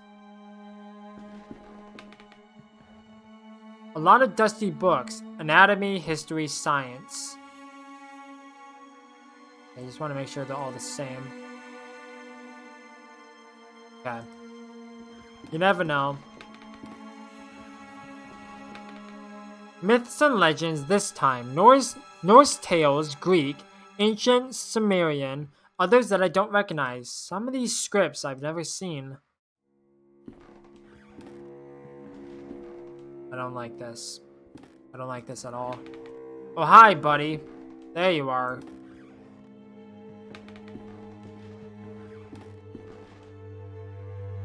I beg your pardon, sir, if I have startled you. What are you doing here sitting in the dark? Why, I am reading these marvelous books.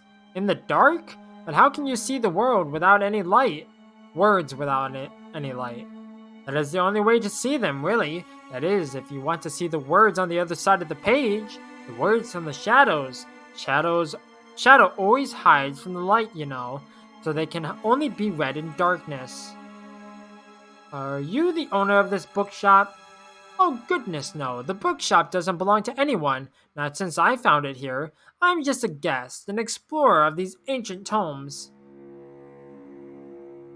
Have you seen a man pass this way?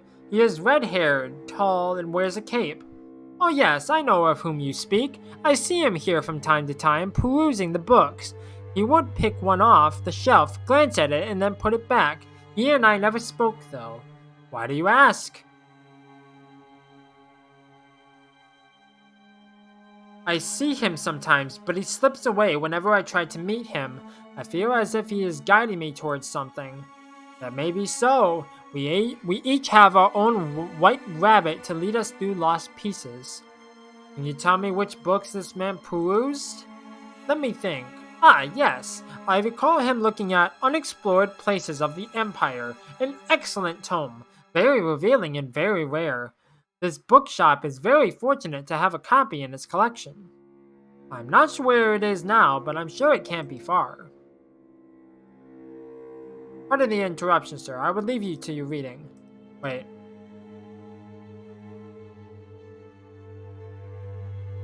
Oh, I wanted to read the other option. God dang it. A large collection of books. Well, goody gumdrops. Uh-oh. I think this is where the jump scare is. I hear a woman's voice in the distance. It sounds as if she's singing a lullaby. I don't like this. I don't like this at all.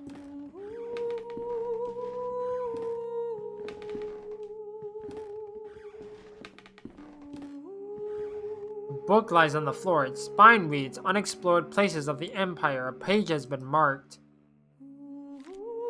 The Place of the Eternal Fog, also known as Zyla. It is a unique bay in the east of Beoshwar. Near the jungles of Bengala, it is surrounded by tall, snow-capped mountains. Usually covered in mist, the waters of the bay are very dangerous and rarely visited.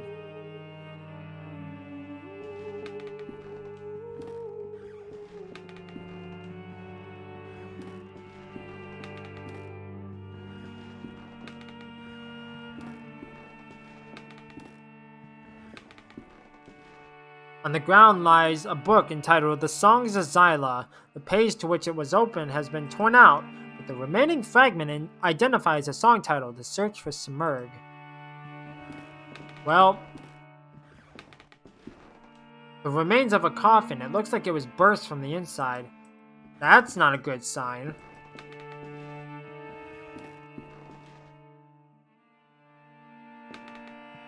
Wait, are you not even gonna look at the tree?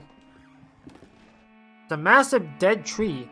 How could it have formed here inside this building and without sunlight? It's not a regular tree. Ever thought of that? I don't like this. This is where a jump scare is gonna happen.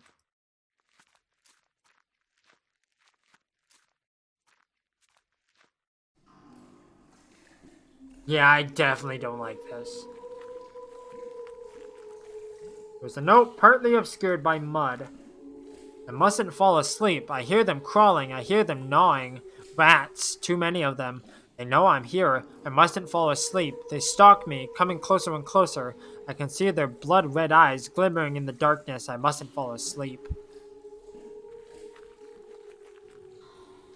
A pile of ragged clothes, caked with mud and full of holes.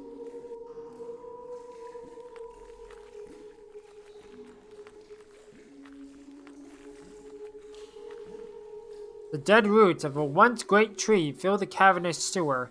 A strange green moss covers its surface, and there was a great crack at its length. Nothing over here? Okay. I don't like this at all. This is really creepy.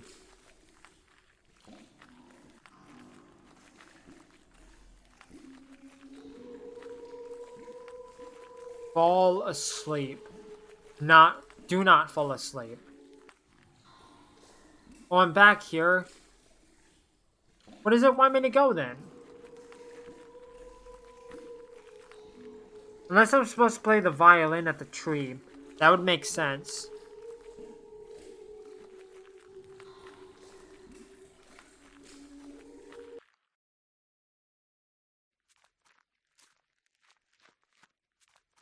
Wait, wasn't I already here? I was already here. No, this isn't where I need to be.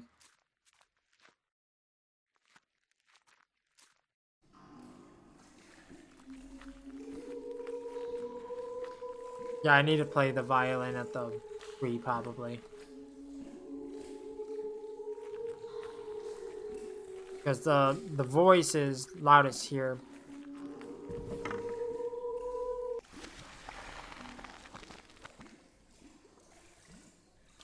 The violin has disappeared amongst the roots, as if swallowed up. The trunk seems to be expanding. The noise came from above. I don't like that. I don't like that at all. I want to get out of here as soon as I possibly can. What I hate is that he doesn't go, like, really fast. The tree has grown. Some of the branches have crashed through the window and into the street.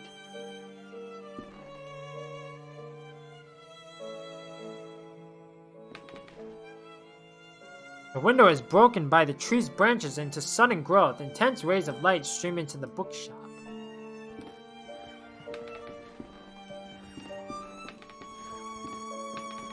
Is the guy gone?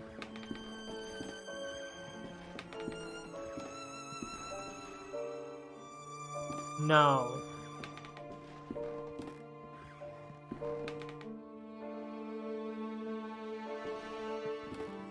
I assume I need to leave.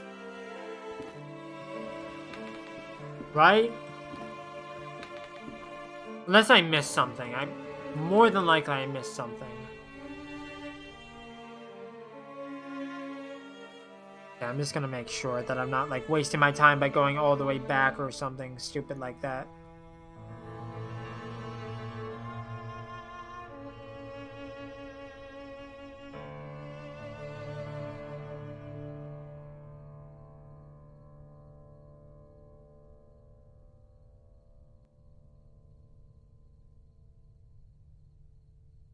Okay, I need to go back to the gypsy woman. Okay. I should have gone back to the sewers, but I didn't know that's what it wanted for me. But that's really slow, but it's faster to just go around here. I think it is anyways.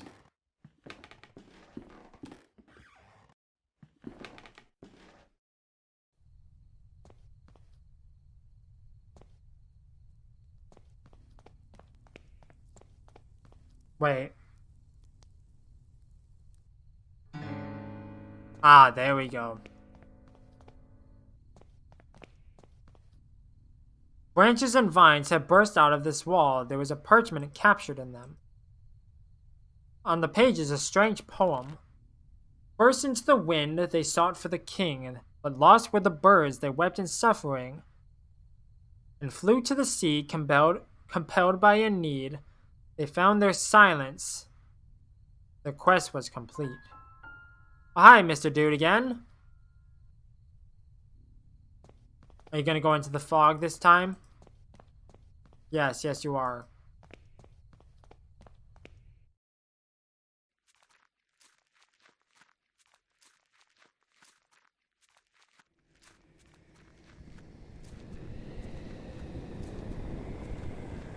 Were these sound effects here last time?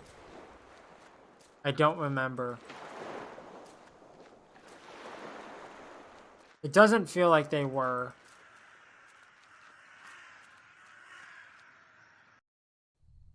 What? What does this want from me then?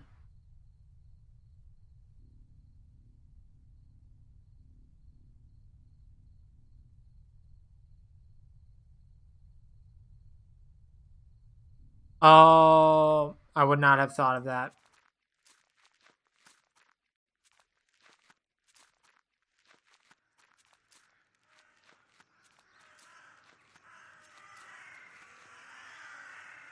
Okay, so it's the parchment. That's the answer. Because if I look at it, first into the wind.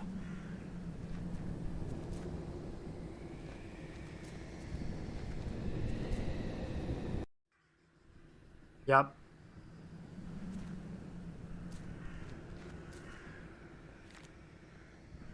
But lost were the birds.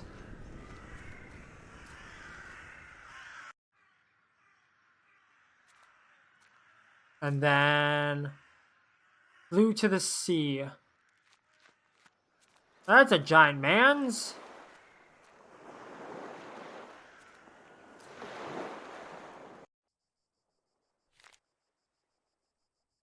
There they found silence.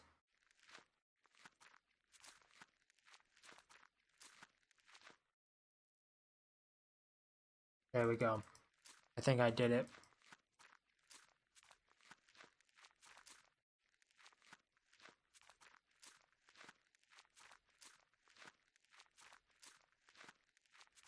Well, what was with the woman singing?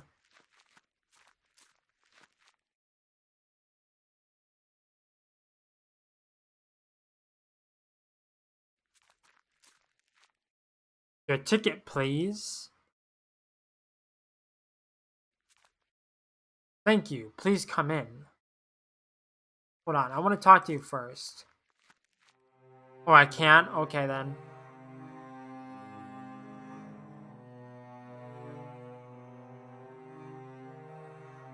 The 4 witnesses, huh?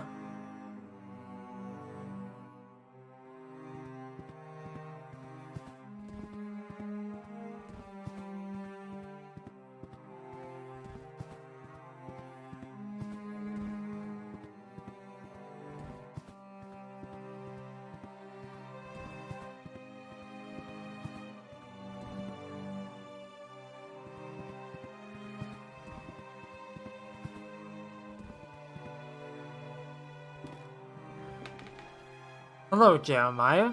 I knew you would find us eventually. Welcome to our humble performance. You were there. You were part of the group. You don't remember my name, do you? I am Alexander. What is all this about? What do you want from me? From you? Nothing, dear Jeremiah. It is you who came here searching for answers. It is the same as when you joined our group. We each came with our own reasons. Do you remember yours? True philosophy. Indeed, it was our thirst for knowledge that drew us together. No one waits for us out there, dear Jeremiah. There is no one who will care for us when our hour comes. Really hard to say because it's the same pronunciation. We had been alone until now. How did I end up in London after being buried in the boarding school? The bird protects us. It is by his design that we should meet again. But we are not the only ones who take shelter beneath his wings. His influence and power is ever expanding, ever reaching, Not feel him beckoning? I only want to wake up from this nightmare. This is no nightmare. It is a show, a performance. The truth we seek lies beyond the curtain. Now we have crossed the point of no return. The lights are on, the stage is set, and soon you shall meet the actors. Welcome. That's what it is.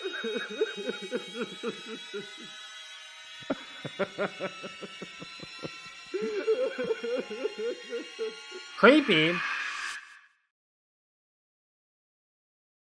This belongs to you.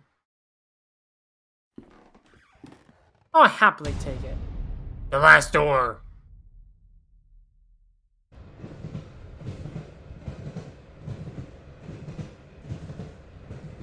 Dearest her, Dr. Wakefield, if you are reading this, then you have followed my instructions to arrive at the agreed upon address. Good. I apologize that I could not accompany you immediately. My own investigations have demanded a certain unanticipated degree of attention. I have determined that your patient, Devitt, is in serious trouble. I will contact you with more information post-haste. In the meantime, discretion is of the utmost importance. Your friend, Johann Kaufman.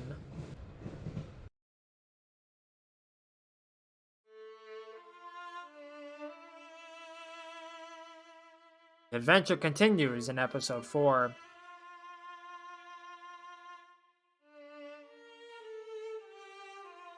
Okay, so I think I'm gonna end it there, because I've been going for a little while. But yeah, hopefully the last chapter or whatever episode, whatever you want to call it, is a little bit scarier. It's like it seems like it's like kind of like riding on like loud noises versus like actual like horror. I guess it is psychological horror, but it's like not really what I was expecting from this. But we'll see what happens. But in the meantime, thank you everyone for watching. I'm not good with outros, so I'll catch you in the next one. Bye-bye!